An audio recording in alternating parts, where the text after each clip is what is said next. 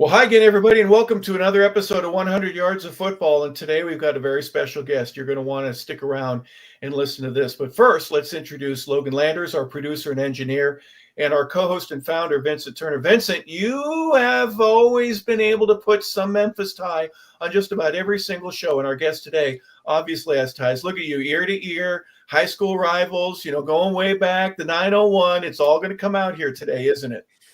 I'm dreaming. I'm dreaming. Yep. You know the smoke gonna be high today. War Eagle, the 901, Stack Records. I love it. David Porter. I'm a soul man. I love it. What more can we be excited about? To have Mr. Rob Browne on from the great city off the Mississippi River, Memphis, Tennessee, the 901. Back to you, Hawk. Yep, and we're going to get to Rob in just a second. First of all, if you get excited, especially in the sports world, about all the things that are happening, the Final Four just took place. But if you want to take advantage of Major League Baseball, the upcoming NHL or NBA playoffs, horse auto racing, you name it, sports betting in its simplistic form, if you would like to take advantage of that, go to mybookie.ag. Use promotional code MM50. That will get you extra chips, some added information, some little benefits that you would have when you go to mybookie.ag. You go online, you create an account, you fund the account, and then before you know it, you can place a wager from any part of the country or across the globe. So we appreciate them being a part of the show, and we're grateful. And if you are a betting man and or woman and want to be a part of that as well, go to mybookie.ag. All right, without any further ado, he is a sports podcaster, and he's developed some shows from the simplest form of an idea that he had in his house during COVID and taking advantage of what his wife told him to do. Many men should listen to their brides a little bit more. But Rob Browne, we're going to welcome you first and foremost. Sidelines is the name of your podcast. The SEC Sidelines Sports Network is where we can find other shows. You're a part of Auburn's great tradition, obviously War Eagle, and you have Auburn Undercover. What else are you doing, Rob? Too bad you're not busy. Yeah, and been a financial advisor for 34 years. So nothing like the excitement of life in the stock market. So look, man, the only easy day was yesterday. And what my wife, Audrey, I remarried. She's a Vol for life. Uh-oh. Then I picked up Mallory, who lives like just under a mile from Truist Park in Atlanta. So we were over there a couple of weeks ago and went up to Sports and Social and watched Auburn play. And then we just walked home about 1 a.m. It's great. I love Atlanta. Having gone to Auburn, I had so many fraternity brothers from Riverwood High School up in Sandy Springs. And I'm over there quite a bit. And it is that city is so football, basketball, sports, pro, college. I grew up watching the Falcons and the Cowboys because that's all we got. So, but it's just fun. Our motto is only easy day was yesterday. So we started the show on the radio back August 9th of 2019. And we added a Saturday show, March 14th on Saturday on the radio in Memphis. Sports 56 WHBQ, been around in Memphis a long time.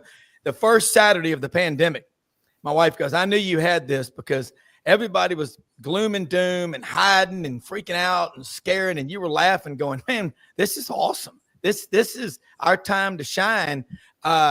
People look at the decisions you make. They don't know the choices you had. We chose to succeed. And both of y'all are competitors. You're athletes. You know what I'm talking about. That's why I love sports. But the most important part of the people that play them and the coaches that we've had along the way, and sharing the stories. So it is a privilege to get to do this. And my executive producer, Brendan Martin, is like no one I've ever seen. He's a blessing beyond. He started streaming back in 2008. So that's been a big help. Hey, Rob, do me a favor. Go back to the impetus a little bit. You mentioned your wife, and I was kind of teasing there. And by the way, you marry a beautiful volunteer, and then she has to deal with you for the rest of her life. Is that a step down for most Tennessee fans?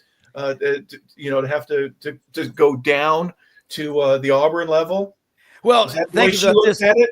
Yeah, our oldest daughter went to St. Pius X in Atlanta and then went to Alabama before I met her. See, now everybody else in my family is Auburn. So Memphis and Vincent, you know this. It's like Atlanta, same thing. You've got anchors like Georgia and Georgia Tech, but you've got tons of Auburn, Alabama, Tennessee. Memphis, Tennessee really gets the split end of the stick when it comes to coverage in Memphis. Now, I grew up, I'm always going to be a Memphis fan, but Auburn's been in my blood forever. But, Mallory, we can even watch the Iron Bowl together if I'm not there. That's how good a girl she is. She was there, supposed to graduate May of 2011. The tornado hit, and I'll never forget. Audrey said, I had to drive over from Atlanta to Tuscaloosa the next day. An F5 tornado, if you have a 150-foot oak tree, there's 150 feet of roots on the outside, but it makes it fun. I can tell you that, because you work with all these fans of these different schools, and someone's always got something to brag about. And I think it's Memphis and Atlanta I call my show theory MBA, Memphis, Birmingham, Atlanta, East, West, North, and South. Those three cities are the primary arteries that make the blood flow for sports in the South. Yep, I agree. And that little triangle is interesting. Go ahead, Vincent. Hey, Rob, I don't want to change the subject. We're going to stay on the same subject. But I've been telling people since I've been here in Atlanta since 1996. Yeah. See, today I got a native of Memphian who would bag me up 100%. Rob, who was the greatest guy you ever saw done sports at the highest level? His name what? George Lapidus. Oh, take the floor, Rob. When we were kids, God, I can't believe that's wild. That Harper, take the floor, Rob. Yeah, you're smart. When we were kids, George Lapidus was sports radio in Memphis, WEZI, 1430 AM. That's when I first started listening.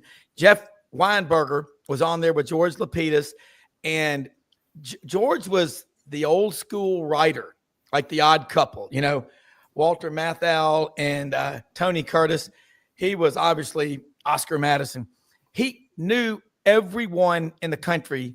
And if you asked about going to a town, let's say I'm going to Denver, or let's say you're going to New York, he'd say, well, make sure you go in Brooklyn, off the beaten path to Vito's. They've got the best veal scallopini, the best stromboli. He kept a Rolodex. And Jeff Bubba Woods, my friend at Channel 3, said when he came and was their sports director, he goes, the man's Rolodex was so big, it was hemorrhaging. But I learned from him to take notes. And there he is right there. I learned to take notes from him on every person in my cell phone. I will know if you like your oysters fried or raw, where you went to school, where you're from, on top of your cell phone and your email. But George, he would write a story, and he'd say, Saturday morning, I got up early and I drove down to Tuscaloosa. Went to see Coach Bryant. He said, come by, sat in his office for 3.5 hours. We went to Archibald's barbecue and had a great lunch. And about 5 minutes of the conversation was about football, but the rest of it was some of the best I could ever get from anybody, because it was genuine and real. So he would bring guests on and he would engage them and just let them roll. And it was so cool to watch that. And we're all in the same age group. And I think the best guests that you ever have are people that are writers, because they think about what they're saying because they've written it. I only learned when I wrote down on paper. And George Lapidus, he passed away about 6 years ago. There's just something to said about a guy that legitimately knew the people that he talked about. He didn't make it up. It's interesting that you would bring up, who are some of the other early guys that were influencers, to now that you're doing podcasts yourself, you're not emulating or repeating what they're doing, but you're in the same business, so to speak. You're talking about, you're giving your conjecture, you're bringing in other people to talk about the love of your life and the passion, which is your sports influences and how you can make all the games a little bit better. Name some of the other guys that were influential on you. God, who would forget the first time, 1971, 72, Dad and I are watching in the den Monday Night Football. Yep. I mean, Howard Cosell, Don Meredith, Frank Gifford, they were getting liquored up in the damn, broadcast booth. Those guys, Kurt Gowdy, Charlie Jones, Dick Enberg, and those guys were great. And then Jim Lampley, Keith Jackson, whoa, Nelly, and Frank Broyles. I mean, getting to work in high school in the press box at Auburn with Sports Information Director Emeritus David Housel and Buddy Davidson, and getting to meet all these people. And then after the game, you pick the opponent, Auburn versus whoever. Going out afterwards, opening up the trunk and a full open bar and hearing those stories that the statute of limitations has run out, but that's where you learn it from. And then just working for ESPN for $100 a day, or CBS, running cable and doing whatever they tell you to do, but learning this lesson. Always volunteer and be willing to work and show up and say, what can I do to help? That's the best thing you can do. And that goes back to, great, my parents and coaches and people I've had in my life. I'm not some great athlete. I love exercise, but sports, like Eddie Robinson said, Vincent, I used to watch the Eddie Robinson show as a kid in Memphis, Sunday mornings at 9:00 on Channel 3. And he would always say, football teaches the lessons of life. You get knocked down, you get back up. But when you quit getting back up, you're done. And that's why you get back up. I just, little things like that, it's cool to me.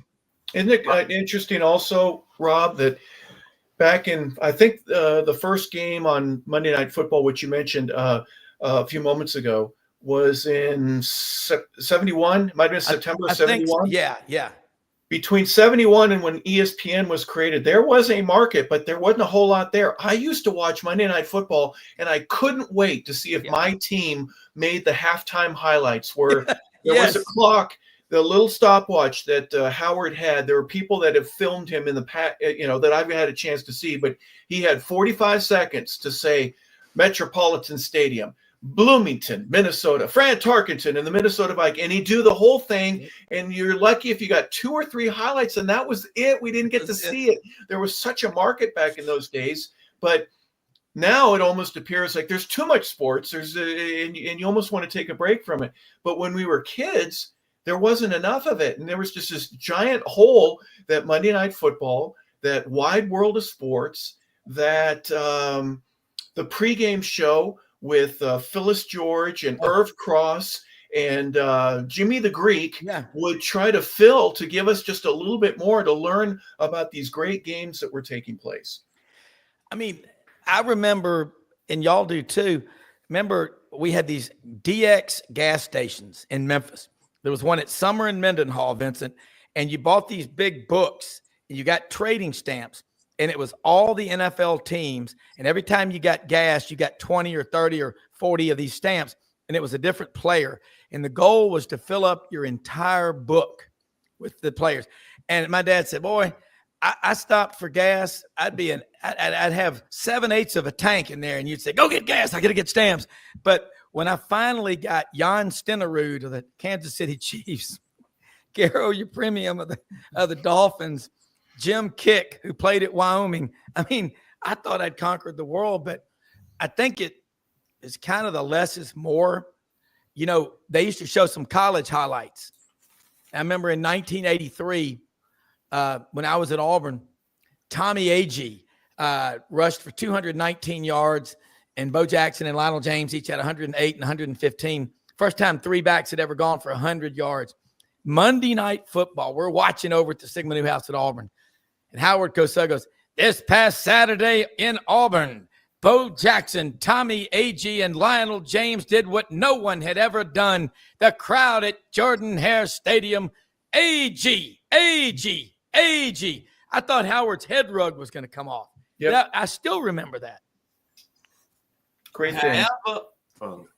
No, go ahead, Vincent. However, I'm mad at you, Rob, because you didn't mention the 2 great ones in the state of Tennessee, Jack Eaton and John Ward. Come on, stop the madness. No, I was just talking about TV. Jack No. Eaton. Yeah. Now let me say, I love Jack Eaton. When we would go to the Memphis basketball games, our friends had 16 season books, their business. We sat right in front of him. Jack Eaton, great Caesar's ghost. Oh my. Oh, he's a 97% free throw shooter. He never misses. He missed it. God. He was so good. And Harold Grader was running cable for him, working. And Harold went to high school with me and is a friend. He's now way up on the Liberty Bowl. But John Ward, another one. You know, he goes, John Ward, is this crowd at Neyland Stadium, some 105,000, rises to their feet on the banks of the Tennessee River. This contest between Alabama and Tennessee. Get ready. The crowd, and here comes the Tennessee Volunteers to the Giant T. Ladies and gentlemen, it's football time in Tennessee. I'm a radio junkie. You forgot I still one more. listen to radio. Yeah. You forgot one more. Jack Crystal, Mississippi State. Vince Harper, I cannot believe this. Hey, this guy, we must be related. I'm a radio romantic. My dad told me about the White's radio log as a kid, and I've still got a little white transistor radio that I got as a kid that has survived being thrown against concrete walls after Auburn losses and Memphis losses as a kid. It still works. And Jack Crystal, you know, there's movement in the aisles here at Scott Field in Starkville, Mississippi. Let's say hello to one of our proud sponsors of the Bulldog Network, Utes on the Square in Canton, Mississippi. Get your maroon and white jumpsuit there any day of the week. I mean, and he'd say there's movement in the aisles here at Scott Field in Starkville, Mississippi. But the funniest thing, you know what he ever said? Mississippi State had a terrible loss and got beat 49-3. And they always had Sonic as a sponsor. And so he would, at the end of the game, he goes, well, it's time now for the Sonic drive of the game. After tonight, I'll say my Sonic drive of the game will be my drive home from Starkville to Tupelo to my bed. Good night. We don't have guys. And remember what he said when he retired? Got to remember his parents were both Lithuanian Jewish refugees who came to America with literally a bag of clothes. And when he retired, Harper and Vincent, he went on a farewell tour. But at the press conference, he said, you know, I've had a great 58 years here at Mississippi State as the voice of the Bulldogs. But I must say this. I'm so proud that my parents came here and I've lived the life that most people could only dream of, Frank Sinatra. Here as the voice of Mississippi State, my life is as good as it gets. And he was so proud. And John Ward, you think about John Forney, the voice of Alabama. He came back, guys, after Coach Bryant retired and then died 30 days later. He was they brought in Paul Kennedy. He was really good for 5 years. But the old guard at Alabama wanted John Forney, who was there for all of Bryant's years. So he comes back in 1988. And, you know, he was getting on up there, and never forget he's on there going, well, welcome here to Bryant-Denny Stadium in Tuscaloosa as the Tide gets ready to kick off the 1948 football season. 1988. I mean, every broadcaster, and then Larry Munson at Georgia. I mean, my God, he goes, 103 seconds left. Dogs have got to hunker down. My God, Lawrence Smith, what do you got? Well, Larry at Georgia just having a hell of a time trying to slow down this Florida offense. Well, Lauren, we're going to do it. You gave up. I gave up. Admit it. We all thought it was over. Larry Munson, my God, a freshman. Look at those thighs. Herschel Walker. I was listening on the little white transistor in 1980 at a game at Liberty Bowl Stadium, and Larry goes, now we can't get anything going in the running game. Now they're going to bring in the highly regarded freshman from Wrightsville, small town 1A ball in Georgia. Let's see what he can do. I mean, you know, radio, Harper, think you grew up in Los Angeles with Vin Scully. And there's Larry right there.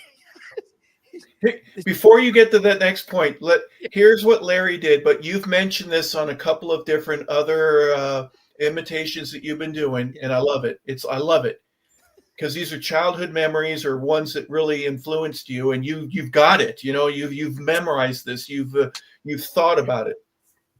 Munson, for example, everything was we, us. Yeah.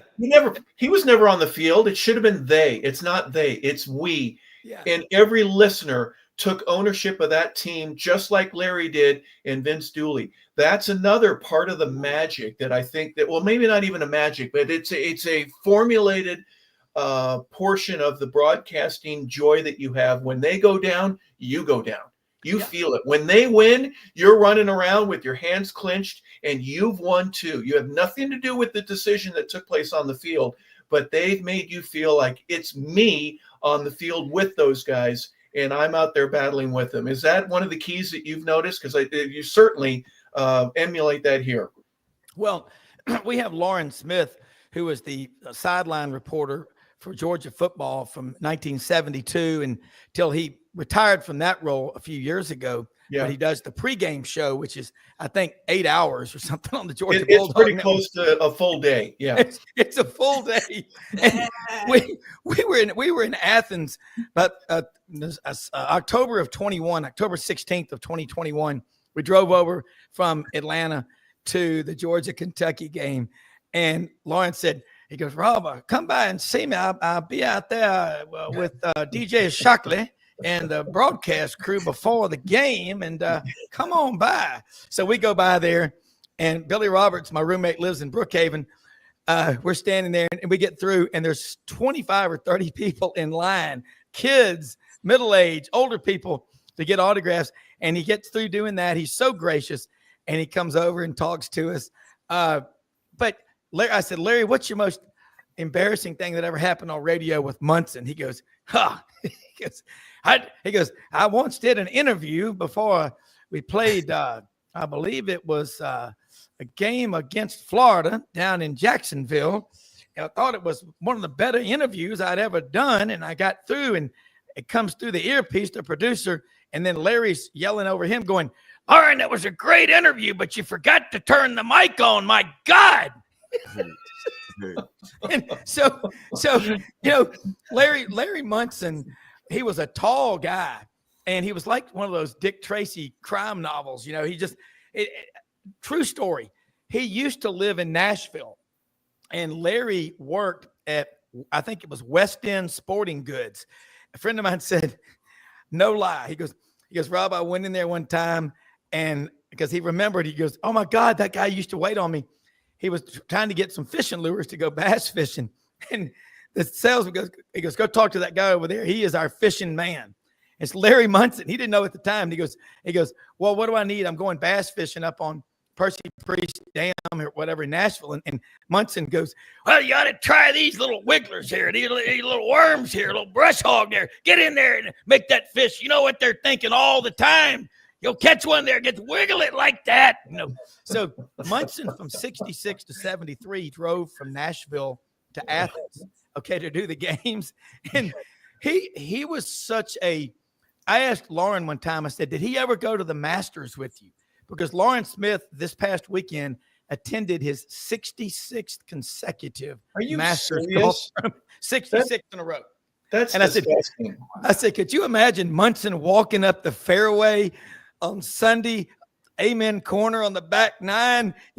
My God, he missed that putt. How could you? My God, we were all with you eating dollar pimento sandwiches and egg and salad and olive sandwiches. My God, you let us down. We've got one more hole. You're down by 5. Can you do it in 3?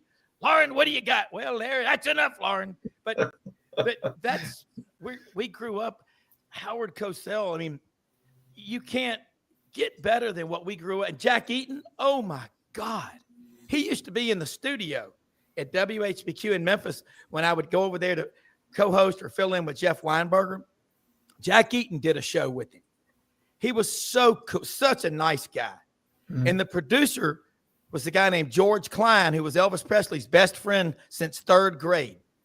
The stories that I heard about Elvis, all the UCLA and Southern Cal football players, their NIL before NIL, they worked. He goes, Rob, we'd be out in Hollywood. There's Elvis and his entourage, which I was part of. He goes, but Ann Margaret, Annette Funicello, you name them. And then there's all these guys wearing Southern Cal and UCLA football jerseys. There he is. Oh, my God. God. Hey, and great Caesar's Coast. He was a homer, but you know what? Who signed his paycheck? Yeah. Of course you're a homer, right? Go ahead, Vincent. Hey, Rob, you forgot one other thing. Back in the day, WDIA baseball at Bellevue Park. Keith Simpson. Yeah, and you know what? That's the oldest black-owned radio station in America. And it is there's so much. And you mentioned Willie Mitchell and Stax Music. I saw recently at a party, and I see him come in the bank sometimes, his son, Boo Mitchell. Boo won a couple of Grammys 2 years ago. One of the most gracious, nice. He went to Christian Brothers High School. He's about 6 years younger than me. But, man, that Memphis music. A friend of mine the other day was at a volleyball tournament with his daughter, and y'all know how those can be. They last like what did Plankton or Mr. on SpongeBob SquarePants 3 days later? My friend, he'd been at the volleyball tournament 16 hours, 2 days. And the second day, he sends a picture. He goes, "Oh my God, look who's here." Y'all remember Jimmy Page from Led Zeppelin? He's just sitting there in town to do some recording at Ardent Studios. I mean, that's life in Memphis. There's Mick Jagger on South Main at Ernestine and Hazel's. You know what I'm talking about. You might see Robert Plant at Payne's Barbecue down on Lamar. I mean, look, man, Memphis is a badass city. Hey, Rob. This beautiful man right here, our front man. Yep. Second time I talked to him, I mentioned some Memphis music. Guess who one of his favorite bands of all time? Wow. The Barcades. The Barcades. Oh not the Barcades. The Barcades when they did Soul Finger when they had Otis Redding. Oh, God. That's one of Mr. LaBelle's favorite tunes. God. Man, you know what, Harper? Growing up in Memphis, and you start realizing that these people are they're like we are. They're just extremely talented. But I think Earth, Wind, and Fire, one of their top guys, is a Memphis guy. And Maurice White. Yeah, and I watched something. They were in Los Angeles recently for a concert, and they're still kicking it. They really are. And Stax Music, the soul, it's called Soulsville, USA. Memphis, that's one thing. Kevin Kane, my friend, is the head of the Convention and Visitors Bureau. We take a lot of pride in it. Our barbecue, keep the barbecue fest down on the river. Why move it to Tiger Lane? I mean, the whole thing was just don't fall in the river, that type of deal. Yeah. When you go to Rendezvous and there's instead of paint, it's 6 or 7 layers of barbecue sauce that's been stuck on the wall. That's never going to come up. No one's ever going to peel it away and pressure wash that building. It's just, and that brick is probably 200 years old. Yes. And so is the history of the river and everything that's on it. Hey, do you mind me asking? I'm going to change the subject just a little bit. We'll go back to this. But as a member of Memphis, could you hear the St. Louis Cardinal games in the summer? What was the farthest away that you would go, I'm a fan of this team, although I really have no godly reason to like them other than I can hear the signal from my radio? I mean, when I was a freshman at Auburn, I would tune in to AM 1120 KMOX out of St. Louis to listen to Jack Buck and Mike Shannon. St. Louis Cardinal baseball brought to you by Anheuser-Busch. Yep. Mike Shannon, he'd start getting really beard up by the 7th inning, and sometimes, what's the score? But I remember it wasn't long. Harry Carey was one time the broadcaster. Harry Carey, Busch Stadium, holy cow. Man wore 2 ashtrays for glasses, man. Yes, he did. Yeah. Nobody better. He was great. But the influence is there. And then obviously Pig Suey, could you listen? You obviously got their games, right? Oh, yes. And in fact, our hunting camp is in Park in Arkansas. I'm over here right now at the Cherry Farm. And you're in Arkansas. Memphis, I mean, I'm 32 minutes from Front Street. Memphis is the largest small town in America. Everybody that lives in Memphis is 1 or 2 or 3 generations removed from a small town in the Delta. Like B.B. King was from Itta Bena, Mississippi, and has his, place still down on Beale Street. And a friend of mine was, rest his soul, Barry Blackmer, was an attorney talking to him. He said, he sat on his bus one time with him. He said, this is all I own right here. I don't own a house. He goes, the road is my house. I'm everywhere. But yeah, you followed Arkansas, always do. And we got a lot of our members are Hog fans, and all these farmers around here. It's pretty cool. They're out there in these combines that cost $500,000, $800,000 farming. Yep. And they've all got the games streaming, watching them, calling the Hogs. I mean, it's nothing really like it. And we had Joe Klein, who played for the Razorback. We had Jimmy Dykes on the show a couple of weeks ago, trying to get Pat Bradley, the shooter, on. But, Steve Court was an All-American. Wasn't he a guard, Steve, about my age, your age? He was a phenomenal lineman out of Arkansas. And tie that in, if you don't mind. You mentioned him a little bit earlier, but Frank Broyles and what he was able to do in this little middle-of-the-country type town where, but you got Texas you got to compete with. You got Oklahoma. But you got to make your own mark there, don't you? And Frank Broyles, obviously, from an athletic standpoint, the Hogs in basketball, their baseball program is phenomenal. But the struggle to keep Saturday afternoons in the fall with a football team that can compete with some of the great teams in the nation, and how difficult that was. I mean, Vincent, you know this. You look, Frank Broyles played at Georgia Tech for Bobby Dodd. Really cool story. He was coaching at Missouri in 1957 for $10,000 a year. Arkansas put together the big money people back then and offered him a big package, $15,000 a year to come to Fayetteville. So the genius of Frank Broyles, whose coaching tree I'll put up against anybody, Harold Horton Sr., Tim Horton, friends of mine. Tim has been coaching. He's at the Air Force Academy now. All Razorbacks. The coaching tree at one time, Raymond Berry was on the tree there, staff with Broyles at Oklahoma. Barry Switzer, Pete Carroll, Joe Gibbs, Jimmy Johnson. What Frank Broyles did was get the Stevens family, the Hunt family, the Walton family, the Tyson family, these big farmers in the Delta that have a lot of money. He got them all to call the Hogs, all singing from the same page in the hymnal. And I was up there for the Tennessee-Arkansas game in October. If you ain't been to Fayetteville, Springdale, Rogers, and Bentonville, home of Walmart, about 600,000 people up there, over 200 miles of mountain bike, hiking, walking, running trails, whitewater canoeing, kayaking, rafting.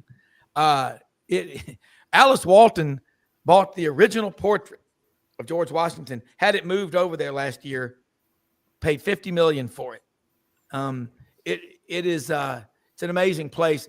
And Big Daddy is what they called Frank Broyles, responsible for that. And they tapped into Memphis, Vincent. You know that a lot, to get players out of there. And you think about Arkansas, Corliss Williamson from Conway. There's so many that have come out of Arkansas. Think about this, though, Rob, too, if you don't mind me mentioning. And I'm sorry, Vincent, I know you got something, too.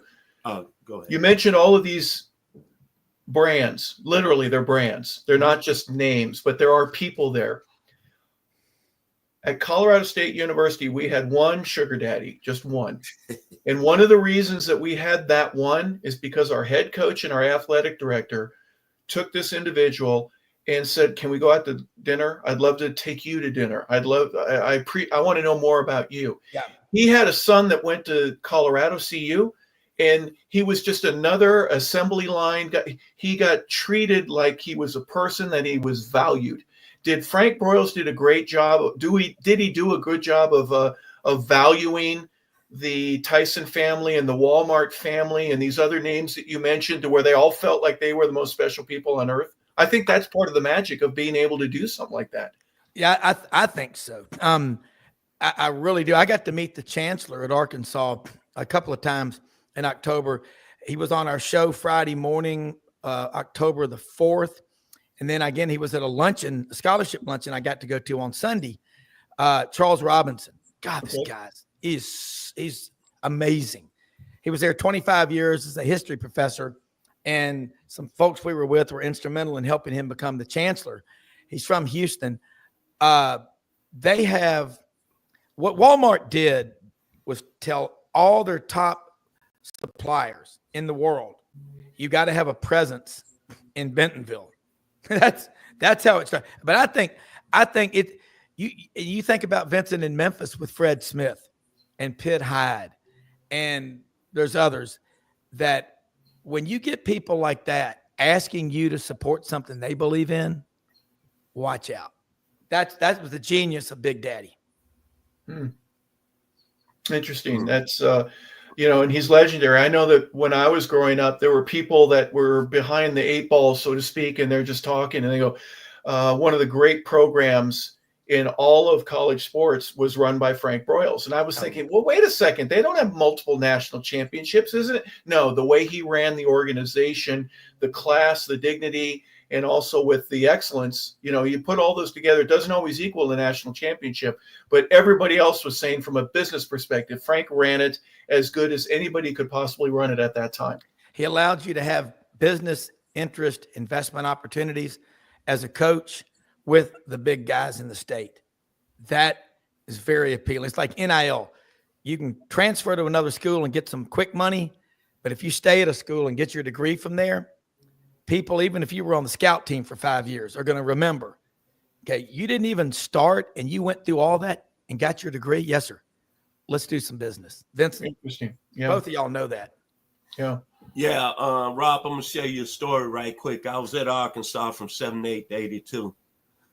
We just got through a couple weeks ago. We was trying to get Rod Calcagney on the show, but man, due to problems, we couldn't really get him on. We still working on him, but that's one thing people really don't understand about Fayetteville, Arkansas. It's a gold mine. Woo.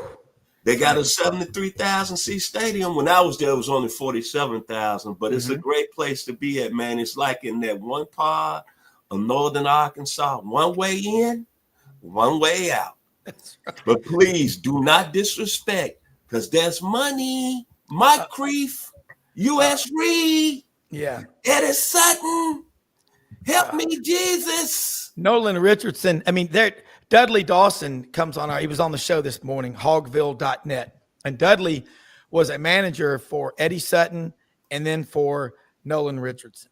And Dudley's from the Delta over in Newport and grew up actually in a suburb called Balch, a farming community. Well, they're all farming communities right by Grubbs, home of Blue Jays, and the 2-foot thick meringue chocolate, lemon, and banana pies. I strongly recommend. We hit that during duck season every time we can. But about Fayetteville, it is such an amazing place, and that stadium holds close to 80,000 now. And they have 34,000 students up there. And the problem is they've got so many Texas kids. That's not a problem. But so many Arkansas people used to go to Dallas, Fort Worth, San Antonio, Houston, Austin.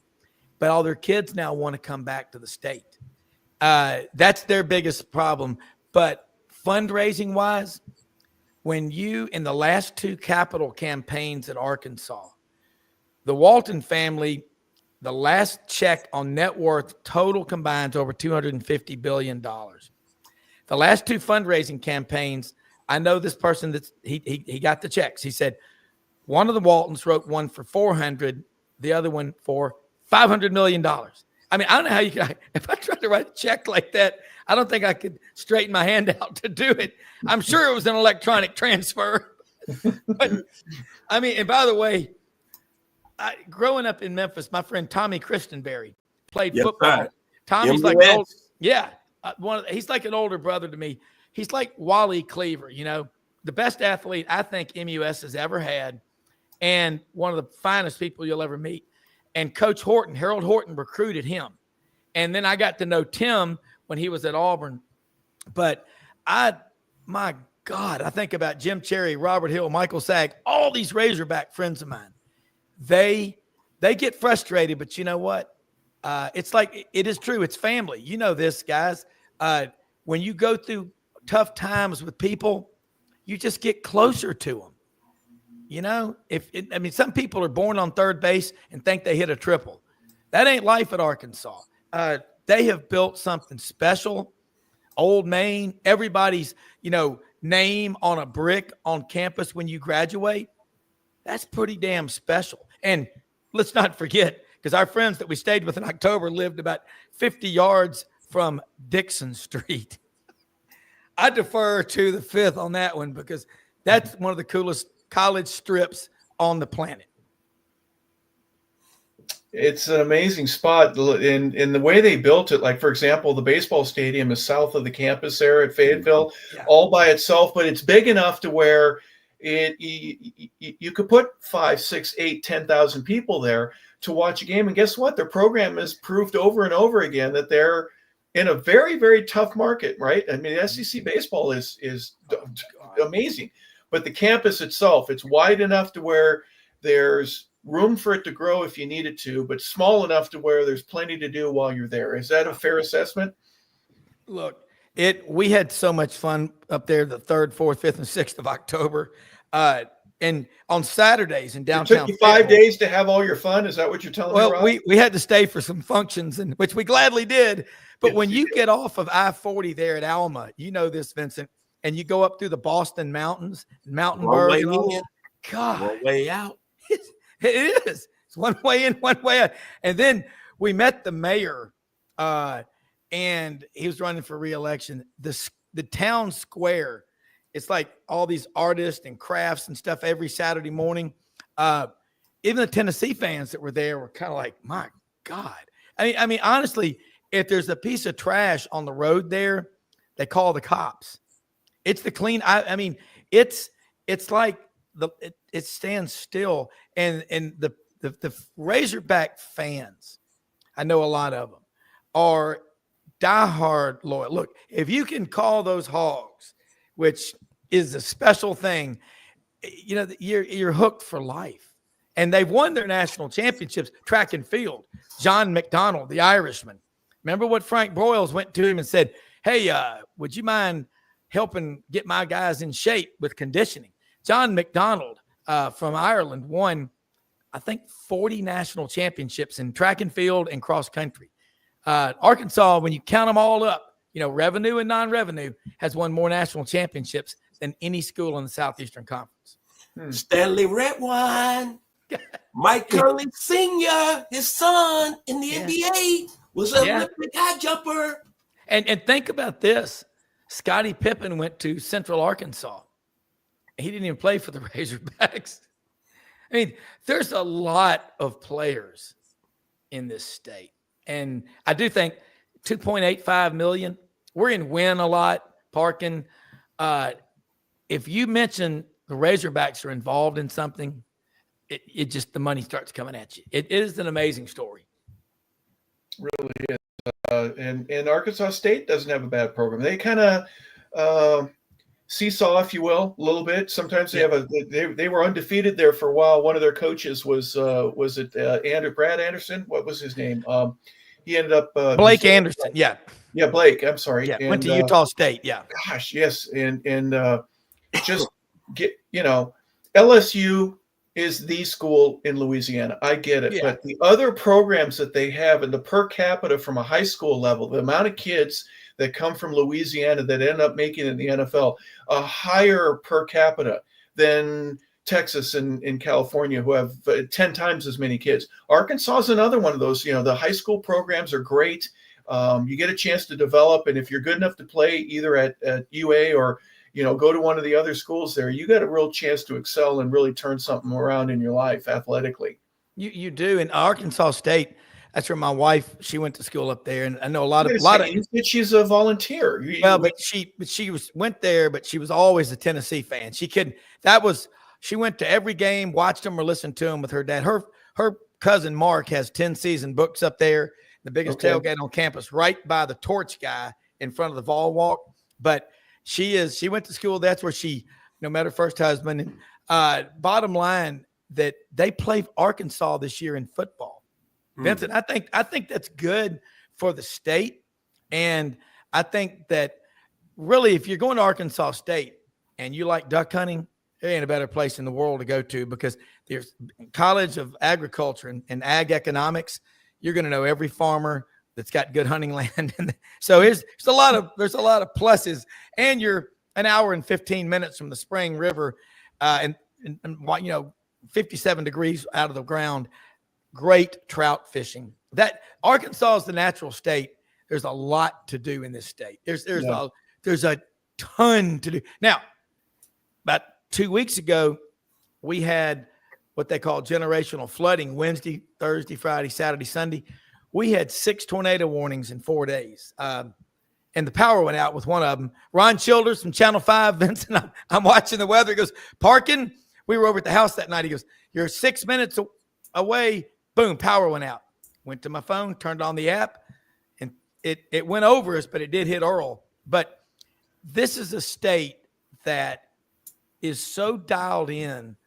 It ain't a big state population-wise, but man, per capita, and I think Mobile, Baton Rouge, and Detroit produce more NFL players than any other city in America. I did not know that. Well, you idiot savant here. Someone's got to think that way. But you mentioned the wildlife out there. It's almost like going to Thanksgiving at the Turner House. If you go away hungry, that's your fault. Yes. Right? If you want to hunt or fish or do something like that, and you can't find something to do in Arkansas, that's your fault, isn't it, Rob? Yeah. Vincent, I went to covering a news story. I worked for Channel 3 in Columbus, Georgia, from my first 2 years out of college, WRBL. I was in Seal, Alabama, June of 1989. Was covering a story on a Juneteenth celebration. There were about 250 people there. I've never eaten more food in my life. I thought I was going to explode. And it was the funnest thing. Oh, my God, it's fun. There's just nothing like life in the South. And you mix in college football and basketball and baseball. It's just incredible. I think the reason these kids in the South, after a game, when you go outside the locker room, you see all these guys and their families. And it ain't just one person coming from, Pahokee, Florida, or Monticello, Arkansas, or, Greenville, Alabama. It's mom, dad, aunts, uncles, grandparents, pastors, coaches, high school guidance counselors. They're all pulling for them. They may be pulling for different schools, but they're pulling for that kid. And the relationship between food and family and faith in the South, there's nothing. I've never seen anything like it in the rest of the country. It's special, but it's real special down here.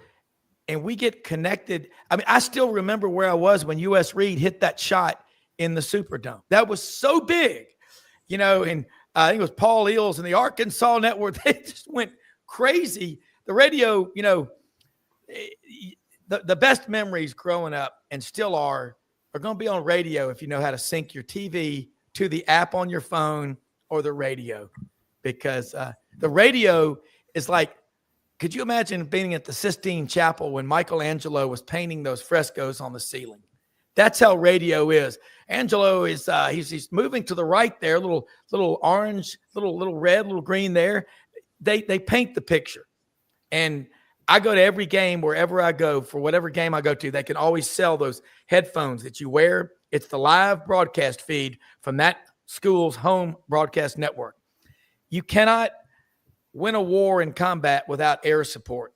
You cannot go to a college football game without listening to the radio broadcast, The Eyes in the Sky. It's like the traffic helicopter. Yeah, and you've had so many influences that you've already mentioned. The passion, obviously genuine and real. And for you to do that on your podcast, you mentioned, what was it, COVID, that you and your wife had the conversation?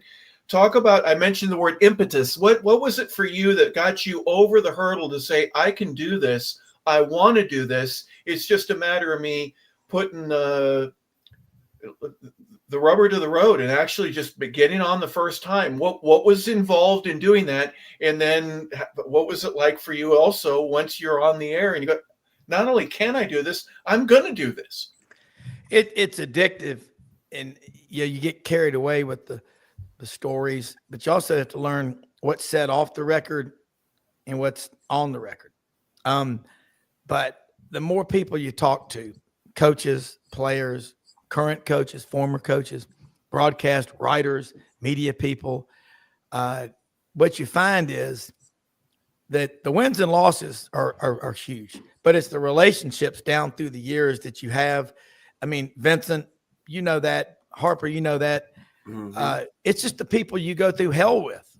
And their stories resonate. They just get more important and more valuable every year.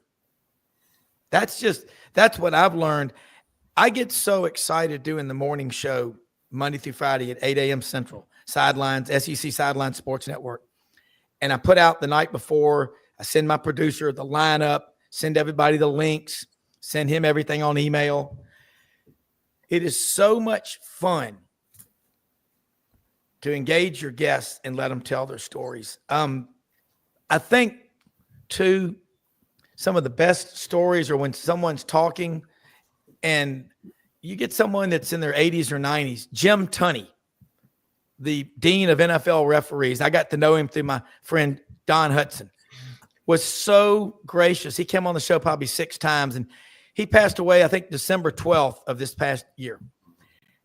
And he got on there and was telling stories about, Tom Landry. He said, you would think he's so calm and reserved. He said, underneath that hat he wore, that man's mind was moving at 1,000,000 miles an hour. He goes, I didn't get to know him really until after I got out of being an official. I couldn't. And Right. I told you, his father was one of the, I think, the head people. There he is. Wow. God, that guy was cool. His father was one of the head people at the Hollywood track there in Los Angeles, in Hollywood. And he said people always tried to get information from him. He goes, now I would go by there and he wouldn't even talk to me before a race. Such an honorable man. And I said, what are some of the coolest things that ever happened? He said, you remember the kick with, was it Baltimore and the Packers, the field goal that they said was wide, they said was in. He called that. He called the Fog Bowl in Chicago with the Bears and the Eagles. Yep. Yeah, he called that when Dwight Clark, former Clemson player, caught the ball against the Cowboys in the back of the end zone. I said, Mr. Tunney, what did you do? He goes, I raised my hands. It was a touchdown. Of course. What else is he going to do? What else? I go, well, wow. I feel like Chris Farley. Really? Yeah. Remember that time, Paul McCartney? Remember that time when you and Ringo and George got together? Yeah, I was there. I remember. Oh, yeah. Oh, man, that was awesome. He goes, yeah. You remember when?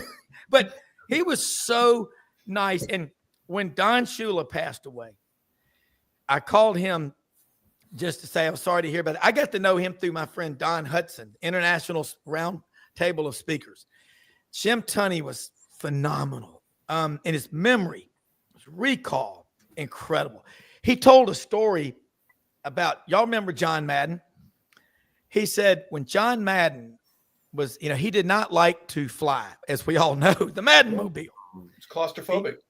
Yeah. So when John Madden was going to be inducted in Canton, Ohio in the Hall of Fame, he rented an airplane. And he said there was 175 people, maybe 200 on there on his dime. He said, you've all been a part of what I've become. And this is my little way of saying thank you. And he talked about, too, Vince Lombardi before a game with the Packers. He goes, I couldn't help but overhear the discussion on the sidelines. I'm not sure who the tight end was. It wasn't John Mackey, but it was a well-known player. He said, I want my contract and I want this money or I'm out of here. And he said, I want $7,000 a year. He goes, Lombardi looked at him and said, I've talked to the organization and we will not go a penny above $6,500 a year. And he goes, then I'm leaving. He goes, I'll help you pack. It's just some of the cool stories, but I believe there was a book written about Jim Tunney, and it was about he just said, I never cared who won the game. That was so powerful. But for him, he told a lot of, we've got them all archived on our website, but what a neat guy. And he lived in a cul-de-sac. He lived on the golf course at Pebble Beach when he died. And on that cul-de-sac, Don Shula lived in that little deal. And I think, if I'm not mistaken, if I'm wrong, I stand corrected. I think Tom Brady lived on that street or the next street. He said we had some really fun afternoons just telling stories. But that's what y'all, that's it, impartial. Yes. Man, y'all's producer is really good. I mean, yeah. I don't know where you found him, but he's really good. But that's what he talked about. He goes, I did not care. And he said, years later, I was in the golf tournaments or whatever, but I could not have these relationships when I was an official. I could not do it because it was not the honorable thing to do. I love that man. Rest in peace, man. He was incredible. Hey, Rob, is there any, I don't know this. I'm just going to make the assumption.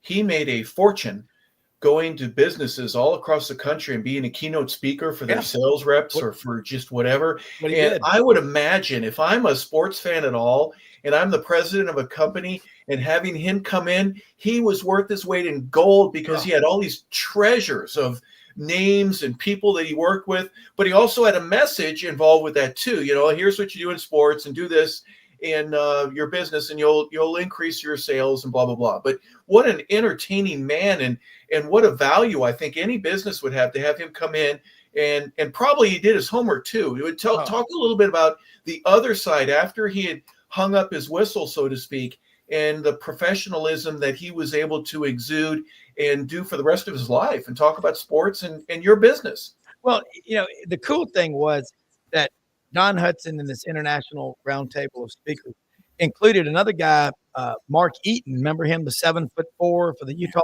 Jazz? We had him on the show one time, and he goes, I go, what happened? He goes, well, I was working as a mechanic. And I just got tired of every time people would come in, they go, man, who do you play for? Right. Like, I work here. And that's how but sadly, he died a couple of years ago. Somebody hit him while he was riding his bike. He was killed. But I think about like Jim Tunney was so cool that he could tell you the side of people that you didn't really know, but about these different coaches. Chuck Noll, I think he officiated over 500 games in 31 years. And just, you know, back then, we're all old enough to remember when you got a trading card, it would say Harper LaBelle, tight end, Washington Redskins. But in the offseason, he's a vice president at First National Bank of, you know, Chicago. Vincent Turner, edge rusher, defensive end. In the offseason, he is, you know, the chairman of Turner Insurance Agency. You had to do something to supplement your income. Yeah. I still think one of the greatest names ever was a linebacker for the Washington Redskins. Y'all remember Chris Hamburger?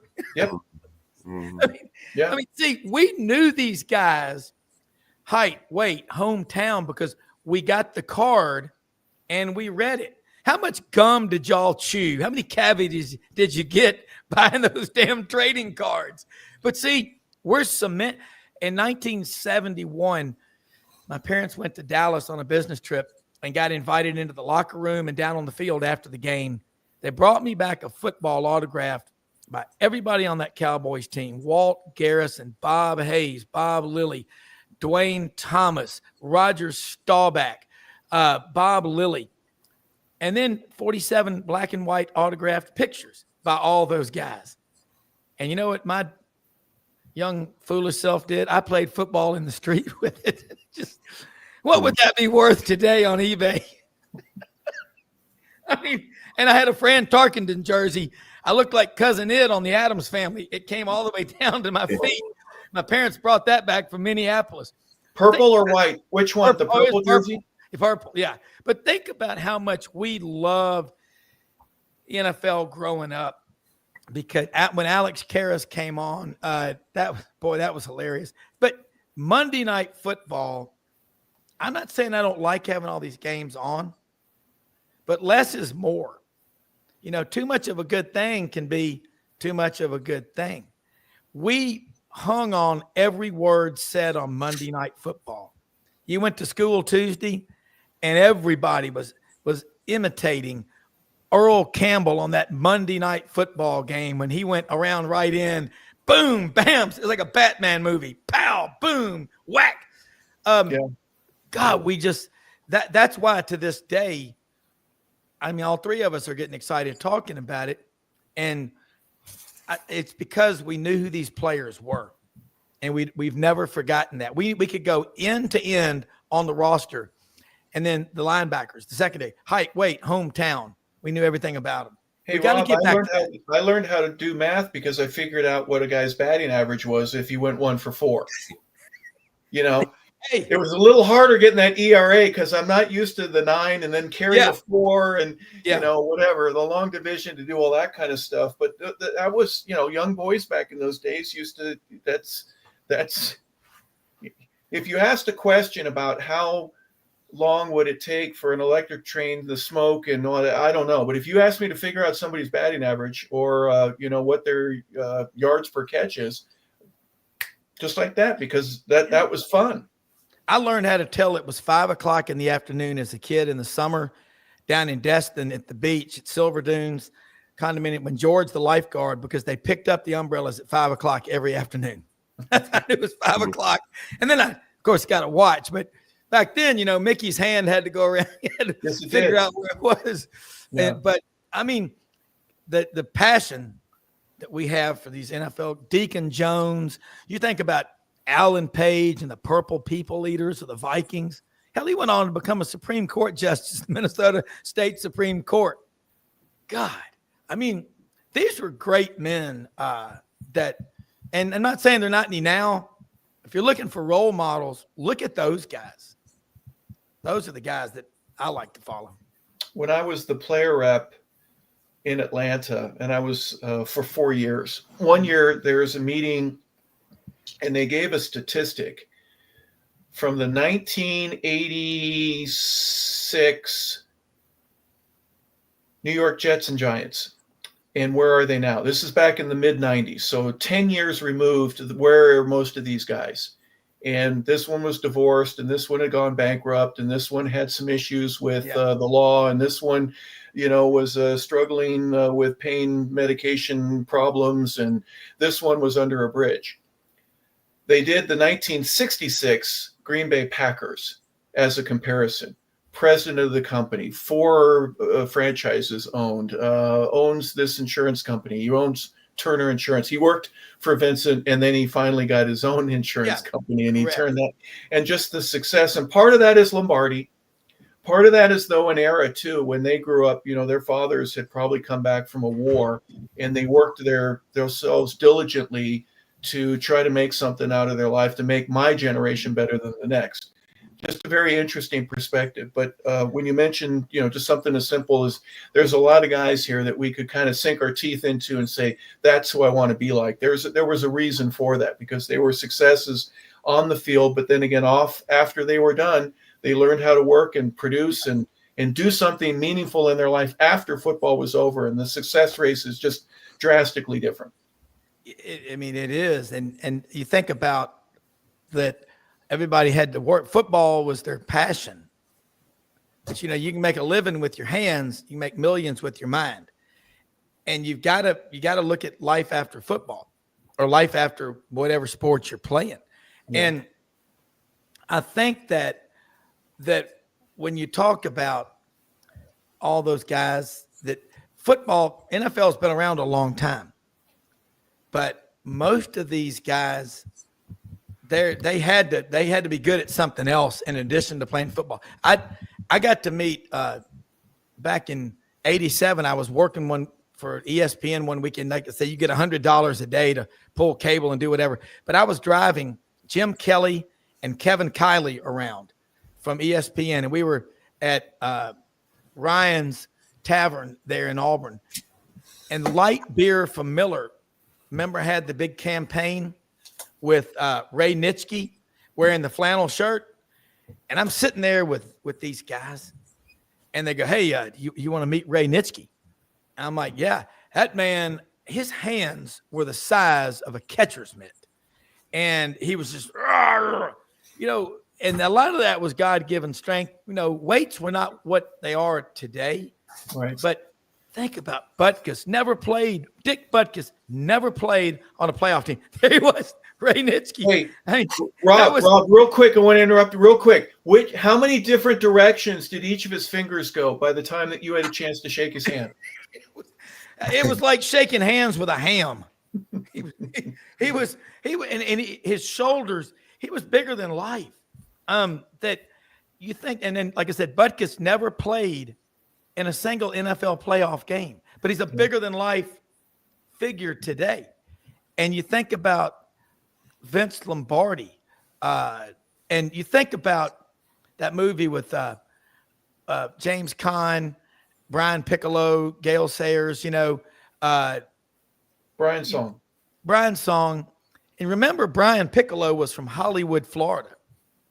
Yeah. And there's a line in the movie when he says, I went to Wake Forest, and the other running back on our team, Tucker Frederickson, went to Auburn and was the number 1 pick in the draft. And that's you think about NFL, these guys and kids. We have a lot of NFL players on the show. Like Wesley Britt played at Alabama.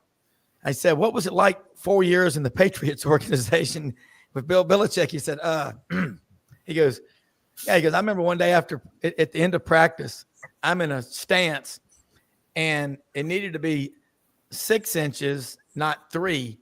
And he came from across the field, came and grabbed me as soon as practice was over and said, you get that right, or you'll be finding another team to play for. Think about stuff like that. Ben Troop talking about, why does everybody after the game hug each other and high five and so high? He goes, because we're alive.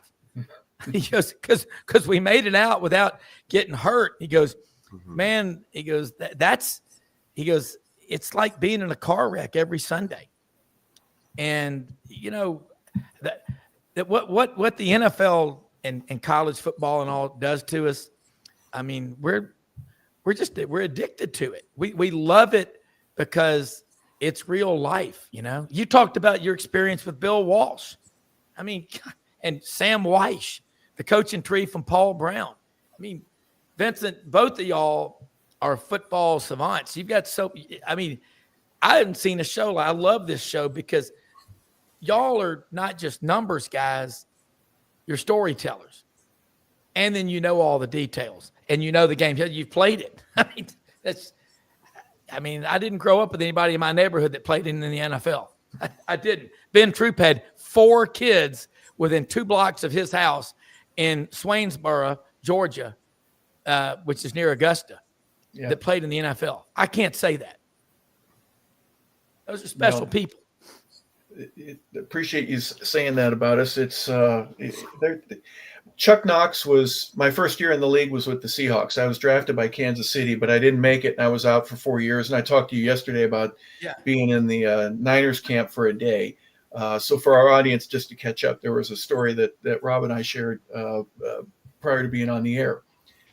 But Chuck Knox, who's from Swankley, Pennsylvania, and he's kind of big-bellied, and he had this one gold chain around him, and I thought that was so peculiar for him to have a gold chain, but he did. I don't remember if it had an Italian horn on it or not, but it had the hat on that said Seattle Seahawks, and it was the light blue, and Chuck had blue eyes. He was hey, my eyes are up here. You one of those guys, you want to look at it. Yeah. But he's kind of waddled a little bit, but he's behind a podium, and he goes, right when the final team was finally announced and everybody had been cut, and this is the group that we're going to go into war with for the season.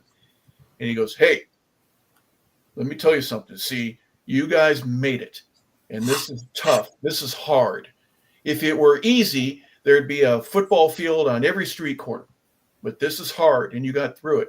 And I think it's in the movie A League of Their Own, when Tom Hanks and Gina Davis are having the conversation near the end of the movie, and she wanted to quit. And she says, it got too hard. And he goes, the hard is what makes it great. And I think that's one of those lines. My daughter even used that on her senior quote, because I've used it enough to where with anything in life. Tell me something. When's it easy? Yesterday was easy. Is that right, Yeah. Rob? That's your motto? Oh, the only easy day was yesterday. Yesterday. Yeah. And so you get, you just, it's not easy. And so we understand that. And we want to see the young kids as we get older, so the ones that don't have gray hair. How hard is it for you? Let's watch. Yeah. Vincent, I mean, you think about it, your memories, Harper's memories, Logan's are always what we went through to get anything worth having in life is worth fighting for. And you watch, have y'all go back, you want to treat yourself to something cool, go back on YouTube and watch back in the 70s and the 80s, those NFL, updates and halftime shows. They are nothing short of hilarious. They weren't even sure the score. They go, we think the score is 16-10, but we'll be back later. You can't make this stuff up. Yeah. And you think about Phyllis George on there and Jimmy the Greek. And then when you brought in Terry Bradshaw and all those guys onto these shows, the pregame shows, what's funny is Buddy Martin, my producer's dad, was the sports editor of the New York Daily News. That's how he got to be so close to Terry Bradshaw. But he won an Emmy in, I think, 92. He had that idea to bring these former players. And that's a neat story. But I think we love when that's why Jimmy Johnson will be up there probably till he's 90, because he can connect and go back and touch so many people's lives, and so many people have a story or two, because most of these guys in the NFL were not, they're not the kind of guys, that were born on third base and think they hit a triple. They went through hell to get where they are. And it's so hard. Roman Harper will be on our show, played 11 years in the NFL. Yep. He'll 9 with the Saints and a couple with the Panthers, lives up in Charlotte. He's in Prattville, Alabama. And he went to Alabama. He didn't have any connection to either school. His parents both went to Alabama State. But man, is he proud of Alabama. But I call him a truth broker. 11 years like you did in the league. 11 years. I mean, that's a lot of sacrifice. Did you have any of your kids when you were playing? My oldest was 2 when I was done. And so he got to go as an infant, but he doesn't remember going to any of the games. That's right. Yeah. Right? No. I just started thinking about that. But here comes Vincent. Yeah. But there's Roman right there. Yeah. And Roman is he comes in tailgates whenever he's in Knoxville now with Mark Ham, Rocky Top, Tennessee tailgate up there right by the stadium. Roman, when you walk through a crowd with this guy, Audrey and I did it in 22 for the Tennessee-Alabama game. At least just from the bus to the tailgate, 250 people stopped him for an autograph or a picture or just to shake his hand. He acknowledged every one of them. When you watch that guy do a TV interview, WSFA, TV 12, Montgomery, at SEC Media Days, the first thing he'll do is say, let me start off by saying thanks to everybody in Prattville and Montgomery that helped make me what I am. And he'll start with his parents, his coaches, pastors, people that have molded him. He's never, ever forgotten. And he knows how fortunate he is, but he didn't get where he is because he's lucky. He worked his ass off. And he's just, y'all ought to get him on. He's a fantastic, it's not just the stories, it's the way he evaluates, looking at people's eyes. We lost a great one, Brother Oliver, greatest defensive coordinator, I think, ever to live, passed away yesterday. It was like late Monday night. And I followed his career, since the late 60s. Brother Oliver, Ellis Johnson's on our show Mondays, longtime defensive coordinator in the SEC and head coach, and he's been around. He said what Brother would do is go over and stand in the backfield on offense and study the eye movements of the guys on defense. Yep. Most people, that's how smart that man was from the tiny town of Epps, Alabama, over in the Black Belt. Brother was the only coach I've ever seen that has called a blitz with 10 never 11, but 10 guys at once. And he lived in Memphis for a while at Logan Young's guest house when he was defensive coordinator for the Memphis Showboats, which, by the way, is where Reggie White launched his career. And y'all all know who Jimmy Sexton is. Yep. Jimmy was a suite mate of Reggie's at Tennessee when Jimmy was a student manager. And Kyle Rote Jr., who I know, turned pro when he was 16 as a soccer player in Dallas, lives in Memphis. And Dr. Sexton, he said this on the show. He goes, you got a job for Jimmy. He's living with us, but he's got to get out of here. He's got to get a job. And he goes, well, what can he do? He goes, he's got a lot of friends that played football at Tennessee.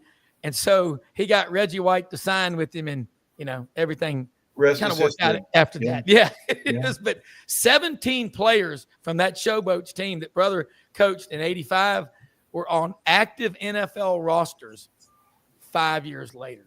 How about that? Wow. Cool story. Real quick for our fans to know this, Steve Bartkowski at Cal Berkeley, when he's there, he befriends some law student guy that lived near him that, they kind of were friends. The next thing you know, they hang out every once in a while. And when Steve's getting ready to sign his contract with the Falcons as the number 1 pick here in Atlanta, he calls this guy up and says, I know you were in law school, so I need a little bit of help. I need some advice. Can you help me put my contract together? It turned out to be Lee Steinberg. Oh, God. Oh, wow. They were good friends in college. They maybe met at a party or two or whatever. And next thing you know, and how'd that work out for Lee? Yeah. Wow. Yeah. So similarities in terms of Jimmy Sexton with Reggie and I remember I was at Reggie's ordination when he was officially ordained as a minister up in Maryville. God. And he was talking about Jimmy as if he were my friend, not my agent. You know what I mean? Yeah. When's Jimmy going to get here? You know what I mean? Just it was a genuine relationship. It wasn't only sports related. And I think it's hard. Yeah. Is that same with Steve, right? Yeah. With Steve Young. Holy cow. You can tell that Lee didn't really spend a whole lot of time in any weight room at any time other than just to figure out how he could get out of it. He lifting those stacks, though. I can tell you that. Stacks of cash. Yeah. Hey, that is, you think about like Steve Bartkowski, Cal Berkeley. My friend Dana Marquez came to Auburn in 2005 from the 49ers, but he also worked for years at Cal Berkeley. He was director of equipment operations at Auburn until he retired last year to start. He's got 5 companies like helmetfitting.com. He's doing a lot for player safety in the NFL. And it's just wild. He said, Rob, there are times I'm here in the room at Auburn. He told me this one time about 5 years ago. He said, I'm down here running 21 sports with 34 student managers, and the front desk will ring me up and say, hey, because this is what they talk about inside the dome, kind of a safety area. He said, Marshawn Lynch is here to see you. He knew these guys from, college and pro days. Brett Favre is here to see you.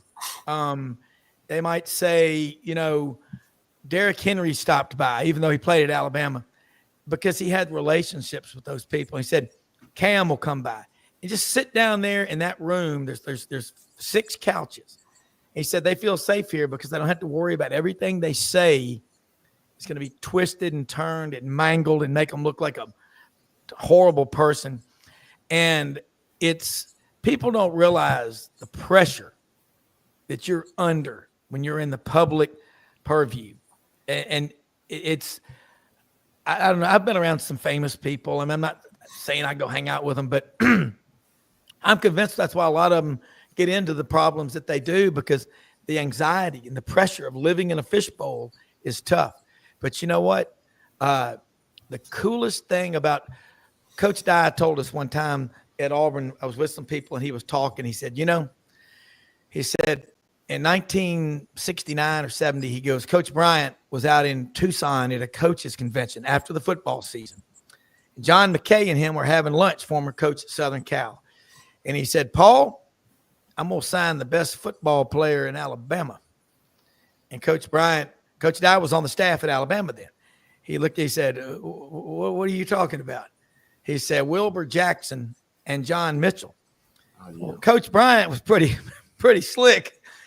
He went to the bathroom, got on the payphone, and Coach Dye said, I guess I was the lucky one. His secretary said, Coach Dye, the man's on the phone. He goes, yes, ma'am. He goes, yes, sir, Coach. He goes, Pat, I want you to head down to Ozark, Alabama, and go to the home of Wilbur Jackson.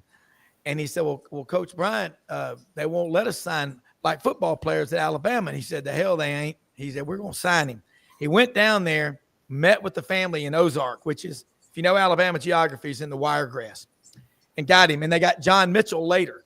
And Coach Dye said, that was easy for me because I grew up in South Georgia near Augusta in a town called Richmond or Blythe, Georgia.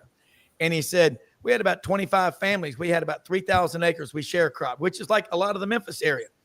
And he said, we had 25 families, half black, half white. He said, we spend the night at their house. They spend the night at our house. He goes, you know, it was easy for me because I ain't ever been segregated a day in my life. And I went down there and I talked to him, and it was so amazing how that story changed. But also, that's when Coach Bryant got the job. He was in South Alabama, and he stopped in a barbecue joint in a little town. I think it may have been, it was near Atmore. And he goes in there, and he's the only white man in that room. And they welcomed him, and he ate barbecue and talked to him. True story. I know this is a true story. They said, you ever had chitlins before? And he said, well, how you doing them, slung or unslung? And they were like, God dang. He goes, man, I grew up in South Arkansas in Morrow Bottoms. I grew up in the poorer part of town with one of 12 kids. The man that he met, he said, well, Coach, would you mind, true story, would you mind sending me an autographed picture? Well, he said, I sure will. And he sent him that picture. And years later, they were in Atmore, Alabama at a signing for 3 football players that signed with Alabama. And this is a true story. I'm not making it up. In that crowd were a bunch of people there in Atmore. And one of the players, y'all remember him, he was all pro in the NFL with the Dolphins. Remember Don McNeil, the defensive back? Wow. Yeah. That man that Coach Bryant had met and sent that photo to was that kid's grandfather. Okay. And when he was recruited, he said, you're going to sign with that man. He's a good man, and he'll make you a better man. Better be careful of who you treat. Don't step on the feet that are attached to the ass you may have to kiss one day, but also the relationships that you get. It's so special. And that's what's so great about sports is they pull everybody together. And that's the best thing about America. It's the best thing about sports, and getting to do this show every day. I get so excited. I'm up at 3:15, 3:30 some days during duck season, 4 o'clock. Sometimes I get to sleep until 5. But I get so excited doing this show because of getting to talk with the guests. And now I got to get y'all on my show, and you tell your stories, because you can't make these stories up. And it's people that make everything great, and great people make it even better. That's just how I see it. Well, you certainly have. I can't stop. Yeah, you've got, and that while you were doing that, I think Vincent, you did the same thing. Oh, I remember this, and there's a couple of stories that I would love to share at the same time. But your passion for the business, right? Not just college and pro football, but for sports in general. And I'm going to get you back here because I've asked you about this. And actually putting a show together and organizing that. Some people that might be out there go, say, I think I can do it. You may not be able to if you think. It's a Bear Bryant. Remember when Bear Bryant told Joe Willie Namath, hey, how are you going to do? You understand the offense? Yeah, Coach, I think I got it. Son, you need to know. Yeah. And Joe tells that story to this day. That was such an influential answer. When did you know that this was going to be where you got signs in the background, you got your pictures, you're going to organize, you're going to put guests on, and people are going to watch? Well, when I was in college, my dad told me to get a show. So I went to Weagle, the radio station in Auburn, 91.1 in the summer. Okay. Before I even talked to him about having a show, my dad's an architect. He said, boy, you got a plan. And he said, go get you a bunch of guests lined up and already have them on board before you even start your show. So I went and talked to Sonny Smith, basketball coach at Auburn. Went to talk to Pat Dye, football coach. I talked to Pat Sullivan, Heisman Trophy winner at Auburn. He was coaching quarterbacks and offensive coordinator. Lined up all these guests. I met with them at Darnell's on Toomer's Corner, like July of '87. And we talked about having a show. They asked me about it. I made a quick presentation because the less you say, the more they're going to remember. And they looked at me and they said, Tuesday or Thursday at 6, which one works? I said, I'll be there Thursdays at 5:30. And so you got to, confidence is like if you're going fishing for Moby Dick, you stop off at Costco and get extra tartar sauce. You've got to have absolute confidence. Some people say, I think we can win this game. No, you have to know you're going to win this game. Like, y'all know this in your backgrounds and in everything you do. You got to know.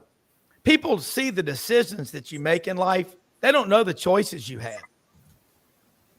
That's the key. And I got a great wife who is a structured major in psychology, genius, elementary ed, master's in education, who said, you need structure because you're ADD and OCD and you're a little bit wound up. So, but it's a good thing.